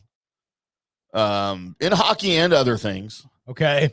That's always my goal is to score from the back end. I mean, when I played hockey, I was a back end scorer. Sometimes when you score, you score. You score. Right. But yeah, so and again, I don't get to watch a lot of freaking Stars games because they're on Bally's, which no one in the world gets apparently. And we run into the same thing with the Mavericks. But so the Stars with 56 points in the Central, tied for the lead, I think in all. Oh no. Sorry. No. Mission failed. We'll get them next time. Tied with the Vegas Knights for the most points in the West. However, you have one. Good God, if they don't win the Stanley Cup this year, they're going to be shot. All of the Boston Bruins, by the way, best team in the NHL right now, 68 points. Carolina, the Carolina Hurricanes, formerly the Hartford Whalers. Isn't that weird that they're in Raleigh, Durham, not in like Charlotte or something like that? What's wrong with Raleigh, Durham? Nothing. No, it's a small town. I mean, it's just small. Well, it's still bigger than where they were in Hartford. That's which was weird, That's fact. That they go from Hartford to Raleigh. I mean, you just got to step up. It is what it is. Sometimes when you score, you score. You score. So, yeah, and new head coach. By the way, freaking what's his Hoosie face? I don't think that's his name. What's his Hoosie face? Rick Bonus. Former coach, right. By the way, that I was never happy with while he was here. I know he had some success. Never thought he was that great of a coach. There's a reason he's been in the league for so long, and he hadn't done crap since the 90s when he was in Ottawa. Those guys were good. But Peter DeBoers, is that his name? Yes. Peter DeBoers. DeBoers. I'm still not sold on him, although it's trending upward. Is it back to the back end scoring thing? Because everything else seems to be doing just fine with this team. Back end scoring is not sufficient for this team to go deep into the play. I don't think they're a very deep team. And we've seen in the past when you get into the playoffs, in which the Stars will make the playoffs, there's no question. You got to have a deeper bench. You got to have scoring from your third and fourth lines. And right now, I had the stat up what percentage of their points came from the first and second lines. I don't have it anymore, but it was massive, like 87%. Right. I mean, those lines are humming. Yeah, they're playing very well right now. They're gelling. Right now, I think they're pretty well coached. I mean, I'm impressed. Well, when you have careers that started, with Sagan's coming along, but Ben has just found a whole new rejuvenation with what's going on the ice. And when you see that happening, because I'll be honest, I thought Jamie Benn was done. Like I did too. He'd just given up on playing hockey. He didn't look like he was enjoying it. He didn't look like he even wanted to be out there anymore. And this year, it's the old Ben. It's returned. It feels like every time now he steps on the ice is the same thing as when Wild Things showed up in Major League at the end, but he had the glasses and the haircut back, and you're like, oh, he's back. Oh, here he comes. Give him the hot cheese. Isn't that the little bit the MO of the Dallas, the Stars the last few years, that they will get in the playoffs and they really don't do anything about it, right? So going back to your point that Stanley Cup in the lockout, they went to the Stanley Cup Finals. How long ago was that? Two years ago. But that's a lockout, though. I mean, well, they were playing in the bubble. Yeah, everybody was playing in Toronto. Okay, well, you shut me down on that. I mean, I'm just, but my point is like, okay, you take that year out. I mean, no, and you're right. Other than their MO is just, hey, listen, they have a great regular season. There's some deficiency in their game and how they play is it doesn't transcend that well to to winning an NHL as opposed to like the Tampa Bay Lightnings. Like when Tampa Bay Lightnings get in the playoffs, they win. I mean, that's what they do. So there's that what is that formula that makes them win? And I don't know. I'm not a aficionado of hockey when it comes to the Dallas Stars, but there's got to be a common denominator. If they're getting in the playoffs, there's a reason why they don't go very far. The bubble season a little bit different, right? I mean, I think it's a little different, but they get in the playoff a lot. I mean, how many times they won? Not as much as you probably think they should with the talent maybe that they already have. So look, here's your last 12. Am I wrong? I mean, am I wrong? No, here's so to your point here. Good God, spit it out. Here is your since 2006. Really, I mean, we can go to 99. All right, when they won the cup, 51, 19, and 12. They won the Stanley Cup in 1999. They made the cup finals again against New Jersey. And that was, remember the famous cough medicine game when New Jersey was a game one, beat Belfort 7-3. It was ridiculous. Right. So you lost the cup finals. The next year, 01, you lost in the semifinals. 02, you missed the playoffs. All right. Then they went on a streak from 03 to 08 where they made the playoffs every year, lost in the semis, first round out, lost in the conference finals in 08. And then you went on a streak where you missed the playoffs for 5 years. Right. Then you lost in the first round in 2014. Then you missed the playoffs. Then you lost in the conference semifinals, which means you won your first round. So round 2 is the semi. So 2016, then you missed the playoffs for 2 years. Then in 2019, you lost in the conference semifinals. 2020 was when they lost in the finals to the Lightning. And then 2021, you missed the playoffs. 2022 last year, you lost in the first round. You get some. That gets to my point. Right? Exactly. That's why I wanted to read that, because you're right. You could have snuck in, and I've said this for a while now. You could have snuck in a little bit more playoff progress through that, as if your best player at the time wasn't then rule changed on, and they did that to Marty Turco, because Marty Turco's greatest asset back in the day was the fact that no matter where that puck was, he could go get it because he was quick with those pads on, and he had a good stick. Even though it's the big fat goalie stick, he had a good stick, and he could push the puck with that ability. And what they did is midway through Turco's career, they said, nope, goalies can only go here and here. And they made a rule basically to stop Marty from doing what he was doing. Because he left the crease so much, which so did Belfort. Right. Belfort did the same thing. I mean, they created that freaking little trapezoid area in the corner just for Marty Turco, because he was the only, and he was such a good puck handler for goalie. Yeah. And they took that away from him. I always thought Marty Turco was overrated anyway. Well, he wasn't my favorite goalie back then, but he was, and then he got hampered. It was a different style of playing goal that I really loved. And I thought, man, if he caught fire in a playoff run with his ability to start the break himself by stopping the puck and not letting them get it going, because this dink and dunk shit that people always did, Marty would just shut it down. Yep, but your best player, he's like a third defenseman. Your best player can't be your goalie, though. That's the problem. No, it has to be in the playoffs. Yeah, in the playoffs, it has to be. Yep.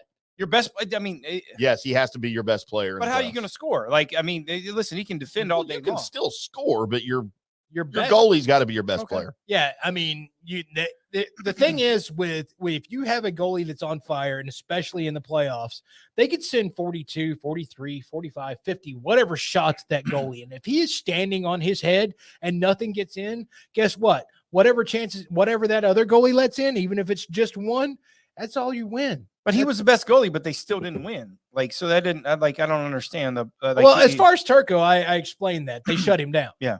I mean, in between the pipes, he was good. He wasn't the greatest. But what he did was he flipped the ice. He would send it all back to their zone. It wouldn't stay in Marty's zone long, except for like in power plays and such like that, where Marty was more confined to the goal. But that was his special power. And they just like, no, we think that might be bad.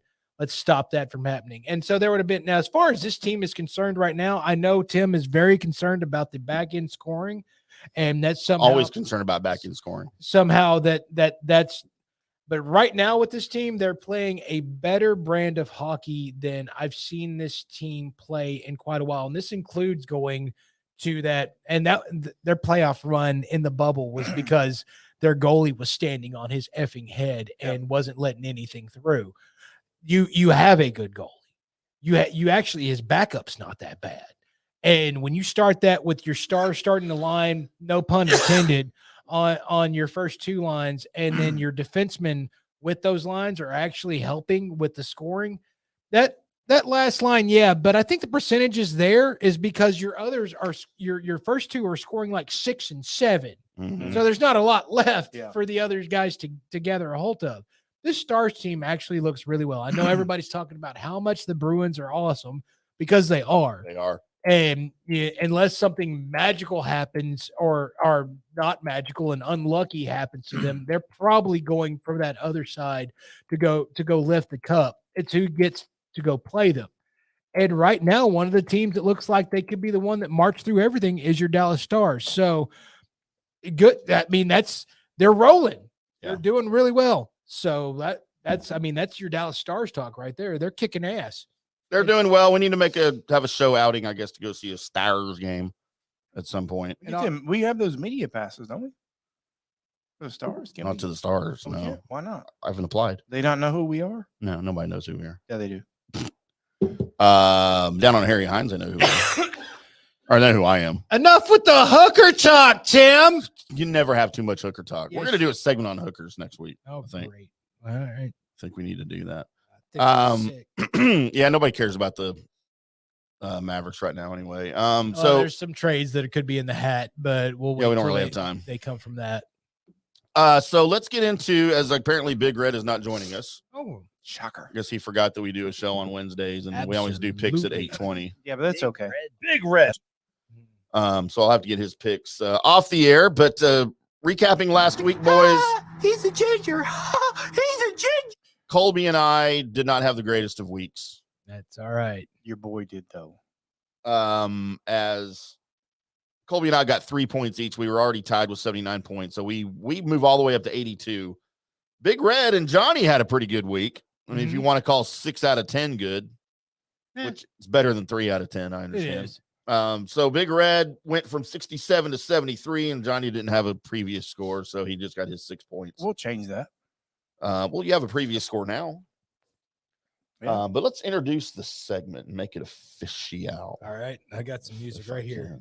And now it's time to pick 'em with us, the Drunk Sports Podcast, in our NFL picks against the spread. All right, boys. 6 games on the slate. Normally we pick 5, but we're just doing all of the playoffs. Congratulations. You win. Did I win? No, I'm talking to the people that are listening. Oh yeah, because we get bonus coverage. They get all 6. We get free. We're like the Red Zone channel. That's right. I need to get some clothespins to make my ears bigger so I can look like Andrew Siciliano. Dude, he is a badass. I wish he was on the Red Zone channel more. Yeah, he was.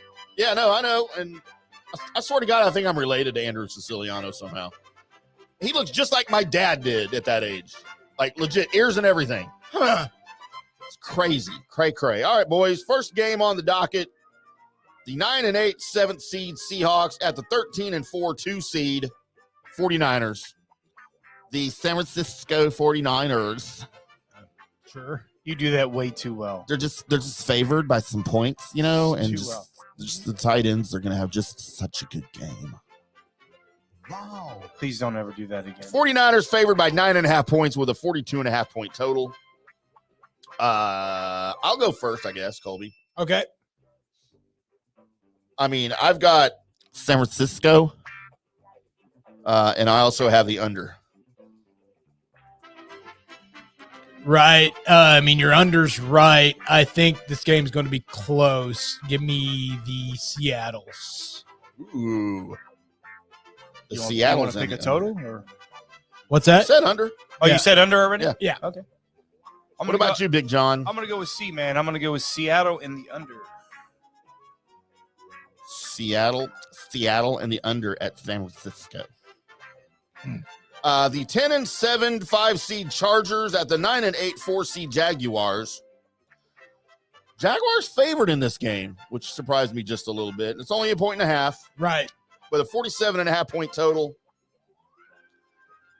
I just don't think Trevor Lawrence is going to be ready for playoff football.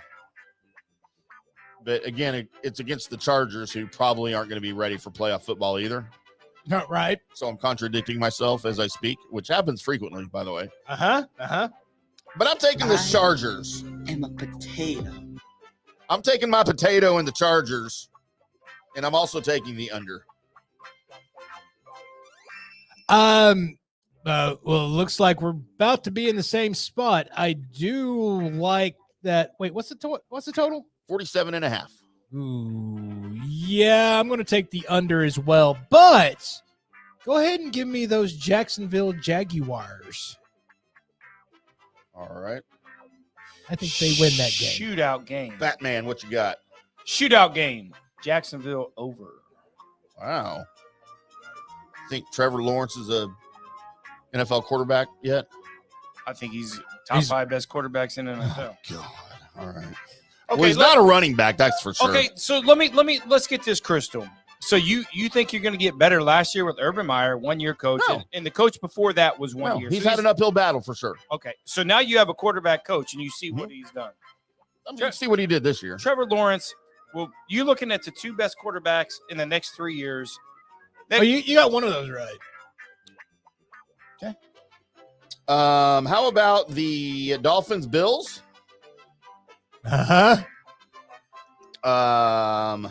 Bills favored by 11.5. That's not enough.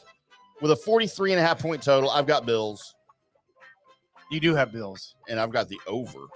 Can you? Because I think the Bills are going to hang 50 at home for Hamlin.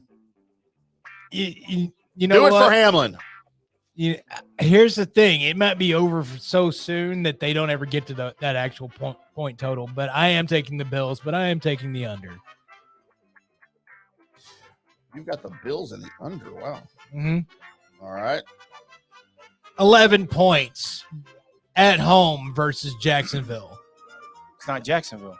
I mean, versus the Jets.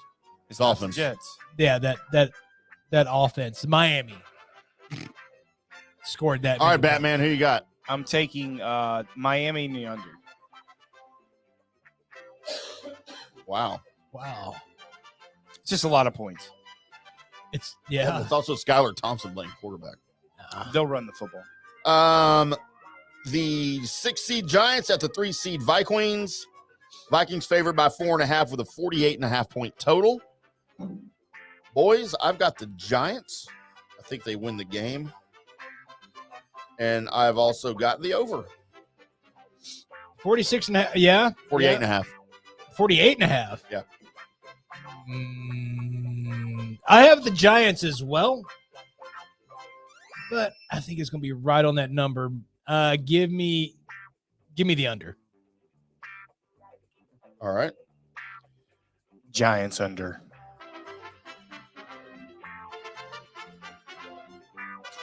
The 6 seed Ravens at the 3 seed Bengals. Mm-hmm. Does that mean they were men before? I have no idea what they were.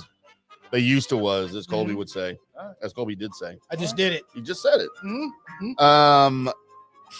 Bengals by 9.5 with a 41.5 point total. Seems like a low total. It's cold in Cincy. I'm going to take the Bengals. I don't think the Ravens are anything. And I'm taking the over. What was the number? 41.5. I mean, what was the spread? 9.5. Yeah, give me they're going to win by at least 10. So give me the Bengals. And then what can the Ravens score? Was that a buzzer? No. Oh. Yeah, give me the over. It feels like a sucker bet to go the over there, but I'm taking it. Batman. Baltimore over. Ravens. How do you expect Baltimore to score any points? Baltimore over. Write it down. I did. Baltimore over. I was just like, wow. Name, rank, and serial number. That's all he's giving us. Baltimore over. Yeah, he just has full faith in. I have less than 9 point faith. And the game of the week that we will be watching live from the studio, the soon-to-be one-and-done Dallas Cowboys. Sorry, Colby. I mean, you want to put the buzzer on again? 2.5 points with a 45.5-point total. Got the Bucks, boys. No, you don't say. And I've got the under. What was that total? 45.5. So, of course, I have the Cowboys. Of course you do. Yeah. And, you know what? Screw it. I'm going over. And the over. What And was Batman. that? What was that total? 45.5. Tampa and under. Bucks. And the under. Oh, look who's here. Look who's here. Picks are over. Look who's here. What's Oh, up, boy. boys? Wow. Time change must have got him. What time change? Exactly. Trying to give him an out here. Well, we've done all our picks. So What's we're gonna up, dog? we're gonna rapid fire Hold on, your boys. picks for you. All right. All Are you right. ready? Fire, you ready? Shoot. Seahawks at 49ers. Niners favored by 9.5 with a 42.5-point total. Seahawks and the over. Chargers at the Jags. Jags favored by 1.5 points with a 47.5-point total. Chargers and the under.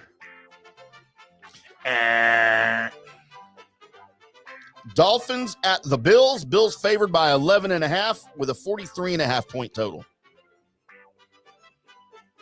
Bills in the over. Bills in the under.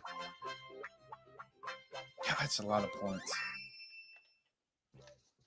Giants at the Vikings. Vikings 4.5 points. 48.5-point total.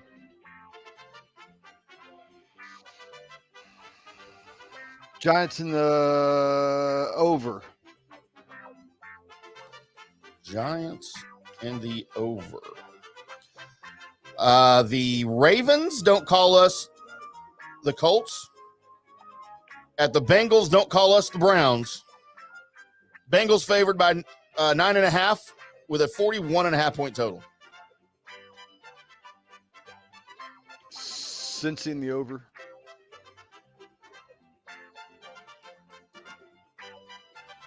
And finally, the Dallas Cowboys minus 2.5 at the Buccaneers on regular grass with a 45.5-point total. Man, I don't want to pick the Cowboys. I don't. Give me the. Do it. Give me the Cowboys in the under.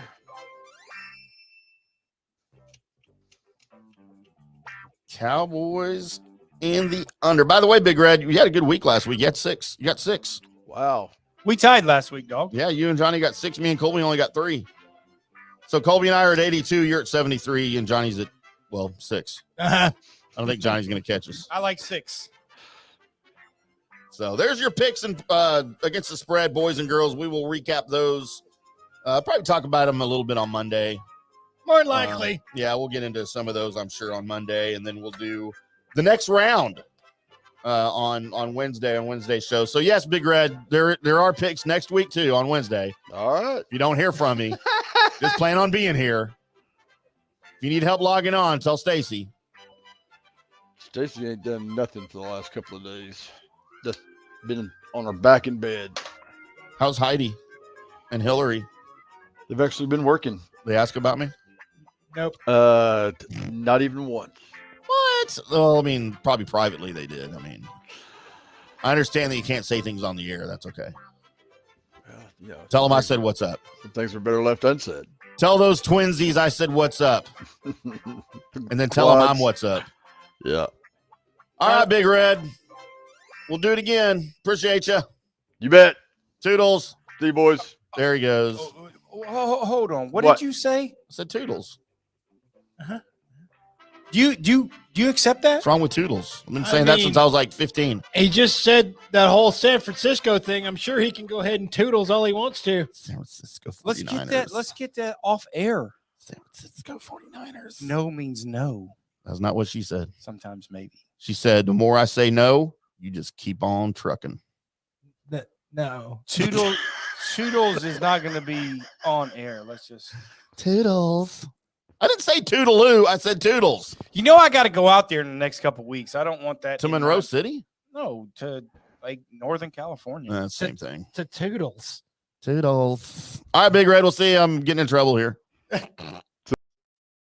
Oh. You cut off his Toodles. Toodles. Thank God. What a horrible dismount you made Red have. He's back. Bye, Red. What are you doing? The Toodles messed him up. Holy shit. He thought he said turtles. Turtles. Where's my turtles? I like turtles. I'd play that drop, but I've pulled up my I like beer stuff from News and Notes. All right, Colby, you ready? Sure. Thank you, Tim. Thank you, Gerb. Toodles, Red.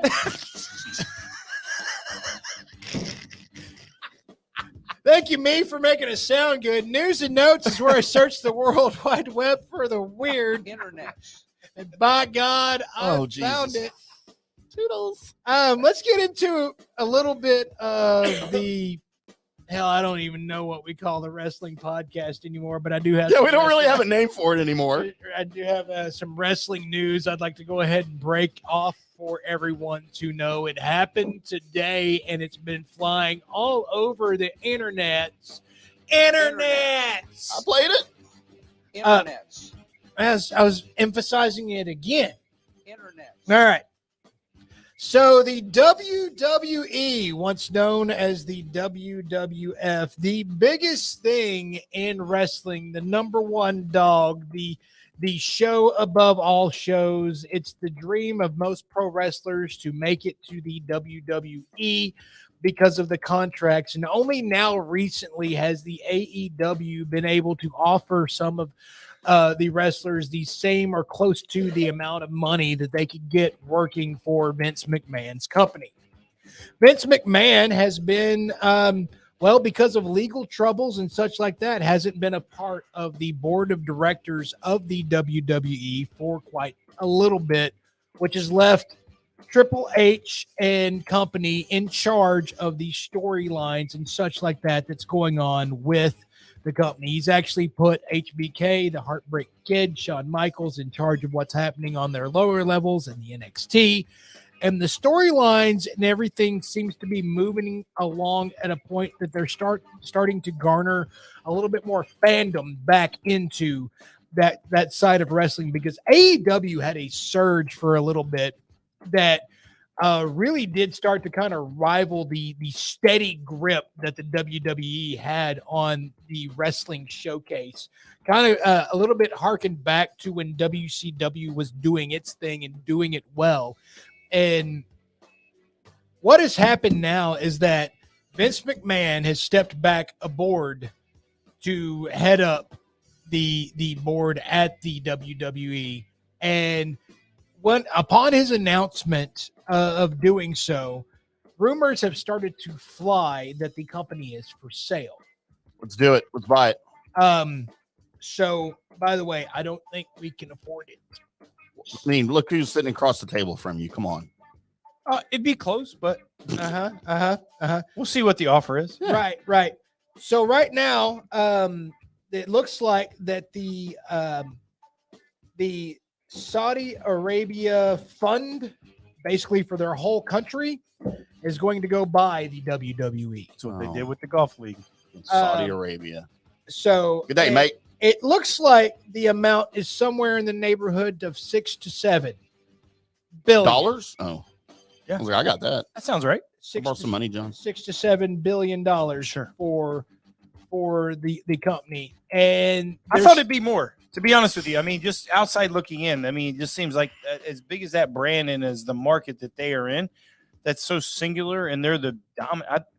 I thought it'd be a little bit more, but I mean, I don't know exactly what else is going on. And this is the rumor now. This is nothing's been confirmed or what have you, but that's the rumor kind of floating. It's floating so hard, by the way, that Stephanie McMahon, who is Vince's daughter and also married to Triple H, has already seen the writing on the wall and has stepped down from the board. Is there discrepancies between Vince and Stephanie? And of course, publicly not, but Stephanie McMahon has grown up in the locker room, you know, from a kid all the way up, and she's kind of formed all these relationships with the actual wrestlers and seeing what affects them on, you know, the travel and all that. And actually, when her and Triple H were the main controllers, they started giving wrestlers more days off. They started getting more planned vacations, such along that lines that kept them a little bit more fresh. They didn't have to do so many what they call dark matches where they're not on TV, but maybe they're in this city and they've got to put on something along that line. So these guys kind of work on what's for the main stuff in the dark matches for just a select crowd that showed up in, I don't know, Indiana somewhere on a Tuesday or whatever. And so with this going on, they lightened the load and made it a little bit better, because even if you look at wrestling as a it's not, you know, all that, it's not an athletic sport or what have you. This is something that you put your body through a lot of vicious shit, and having to do that night in and night out with not a whole lot of rest. There's a reason why their contracts were so large, but it also put a lot of, you can't have a night, right, on a televised show without having your main stars show up like every single night. Yeah. And so because of that, like you go see the WWE back in the day, it was John Cena's not going to be here, or Stone Cold's not going to be here. Then why the fuck am I showing up? Yeah, fact. So these guys had to push and work and push and work. Also, the locker room is not really liking the fact that Vince is back because of all the changes that were made as soon as he left.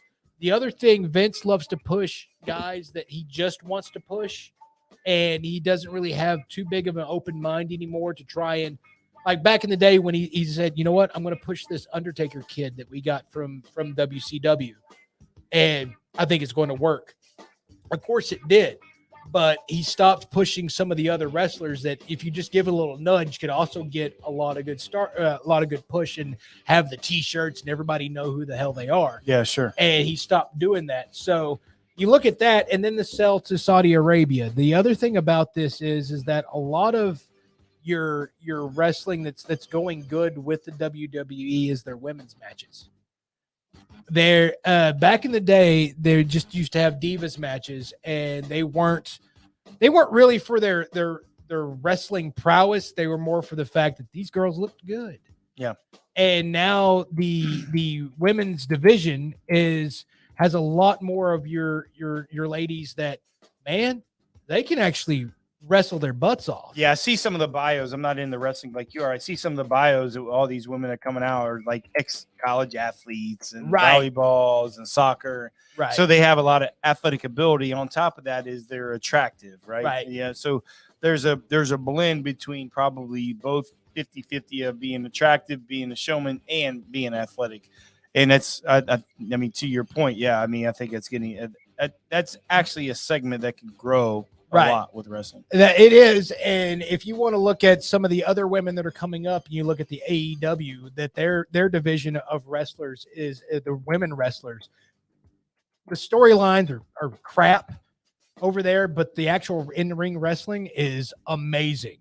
But I wanted to get back over to the WWE, because what's going to happen when your Saudi-owned company comes in? And first of all, it's not going to be a publicly traded company anymore. As soon as Saudi gets a hold of it, that's done. That's done. That's what they do with everything over there. Everything's going to be closed off, so you can't go take a look at their books or what's going on. What's LIV? I mean, it's the same. Yeah, same concept. Yeah. What's going on. But also, you're probably going to have a lot more matches that are going to be in Saudi Arabia. Sure. Well, your women that are known for their wrestling, but also maybe that they come out a little bit risque stuff. You know, they're a nipple's not going to slip out because they're on live TV. Well, they might not let them wrestle anyways. They've had them over there, and they've been in full body suits. Total change. Why would anybody watch that? Because their wrestling is good. All right. I just want to see boobies. Well, this is for everybody else, not including you.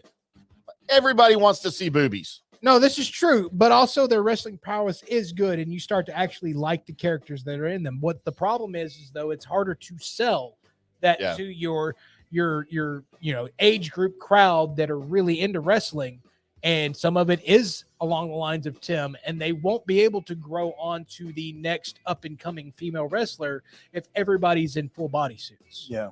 So that could actually take out of their pockets, which you can start to see that there's might be a mass exodus from the WWE. There's going to be a lot of people that go to the WWE because of the fact that I think the money's going to be even better than what it was and thrown out there because of the surplus that it's there.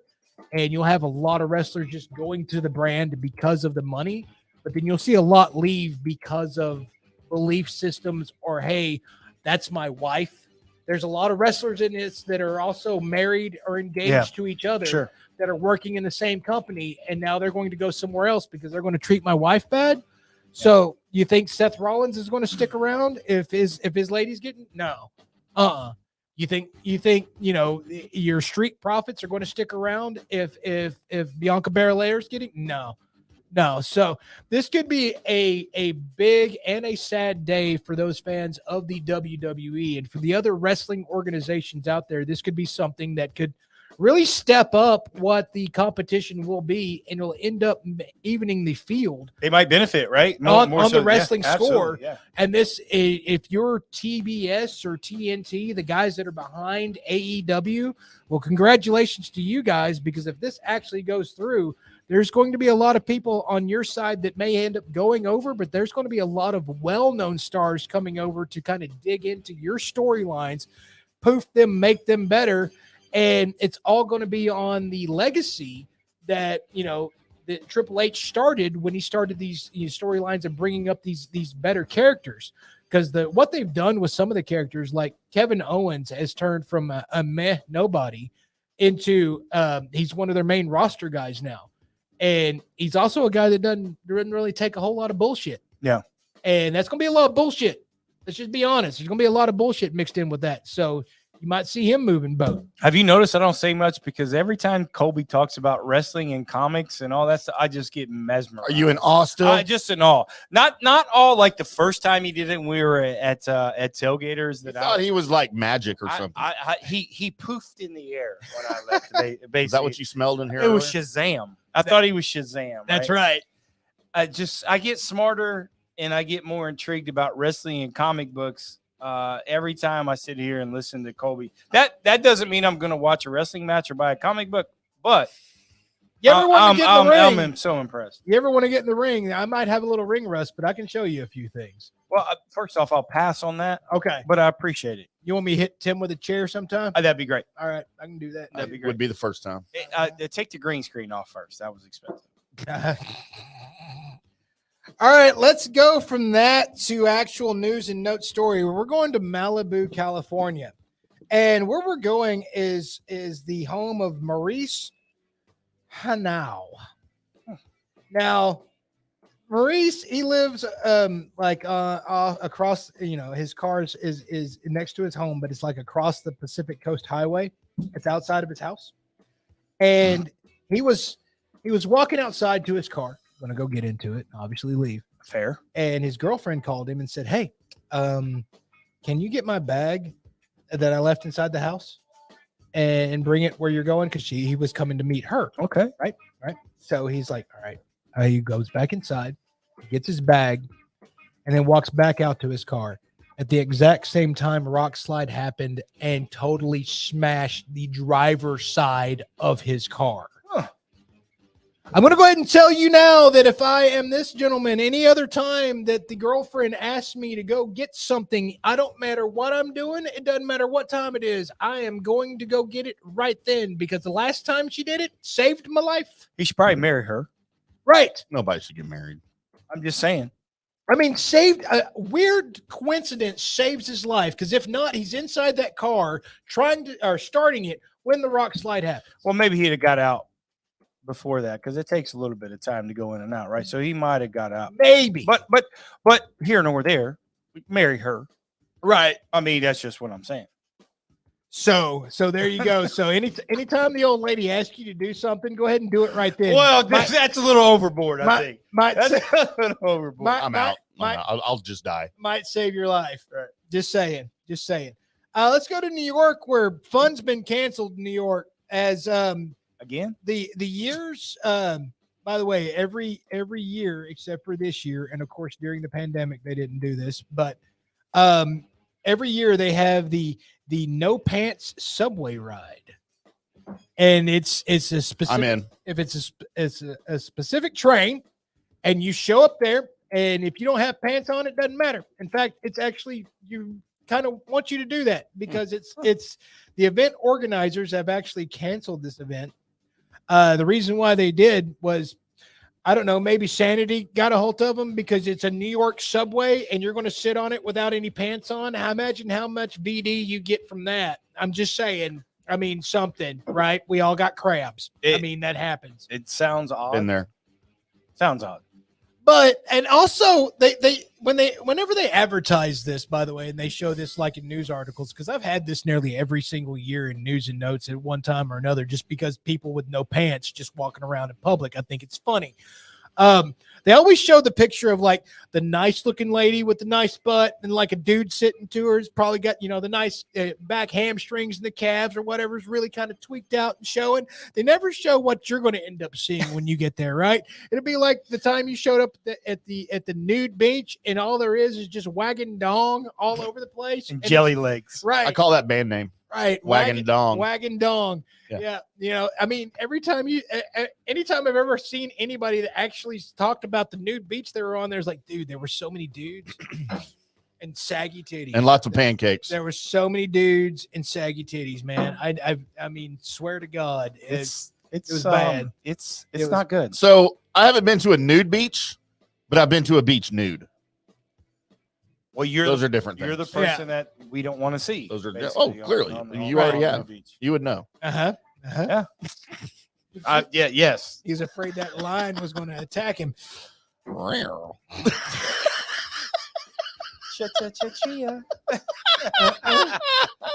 Manscaped. Let's man, you don't need to put chia and Manscaped. That's why they're not our sponsor anymore, Manscaped. It's just wow. A Manscaper broke anyway. Mine still works. Like the battery won't hold a charge anymore. I can't even use it. Well, you clean up those hedges you got. I need to come over and use. I need to come over and borrow Colby's Manscaped. You need to stay away from my Manscaped, sir. Mark. Thank you very much. Let's go to. I don't know where the hell we're going, but Florida for sure. No, wait. This is actually in a ski village that's in Germany. Huh. So good day, mate. There was an 18-year-old from Hungary who was riding up the lift. That's not Germany, though. No, he's from Hungary. Oh, my They're bad. in Germany. Okay. All right. So the same. So he was riding up the lift on the way up to he's a snowboarder, right? So he's riding up the lift, and on the way up there, he's the lift's a little frozen, a little wet, whatever. He doesn't have any kind of belt or anything fastened, and he starts slipping out that sumbitch. And he's holding on for a little bit, and finally, after a while, the camera actually sees him falling. He falls and he lands, but of course, snowboarder, so he just lands. He's ready to rock and roll and do some snowboarding. Yeah. Well, he didn't have too much control because he was on a major descent when he hit that son of a bitch from 15 feet in the air or what have you. So he's going pretty good. And now the video footage that I just got through watching and pre-show was him going through and plowing through a bunch of skiers. to the point that one of them had to get helicoptered out of because he hit them so hard and caused such a mass pileup. He gets to the end of it, and he's like, well, it's not my fault I fell out of the lift, and just snowboarded away. Huh. Like 15 different people ended up, some way with a ski up in the air and the leg going a different direction. Ski up the butt. Yeah, and he just – so the police caught him and have now charged him. I don't know what, leaving an accident, something. Or, German law, who Sounds knows? like he's not a very good skier. Oh, he's obviously a great snowboarder. He made it. Remind me someday to tell y'all my ski story. Oh, here we go. No, it's clean. So, it's when I was athletic. But reigning snowboarders, huh? How do you? All he had to do was just stick around and been like, "Man, I fell. My bad." And I just couldn't control it with the speed I was going. But you just don't snowboard away. So he's now. In Germany you say "Ike's bad." Right. That's Ike's bad. I've never heard Dirk say those words. Ike's bad. He's the only German I know. Yeah, but he never said I'm sorry. So. He never had to. Huh? And finally, let's go to Florida because Florida is America's there it playing. Is. And so there were some burglars that were being chased, and they were spotted driving a pickup. These same guys are wanted for burglary. What part of Florida? Someone was burgled. Brevard County. Brevard. That's Orlando. That's Orlando. That's Orlando. Yeah. All right. Brevard. So Anthony, Brevard. I don't know words. Anthony Sosa, 31, and Chad Doolett, 36, were in this pickup when a cop noticed, oh man, these are the burglars we was looking for. So you see the cop get behind the guy, and he's like, man, I was going to read off the tag, but there's not a tag there.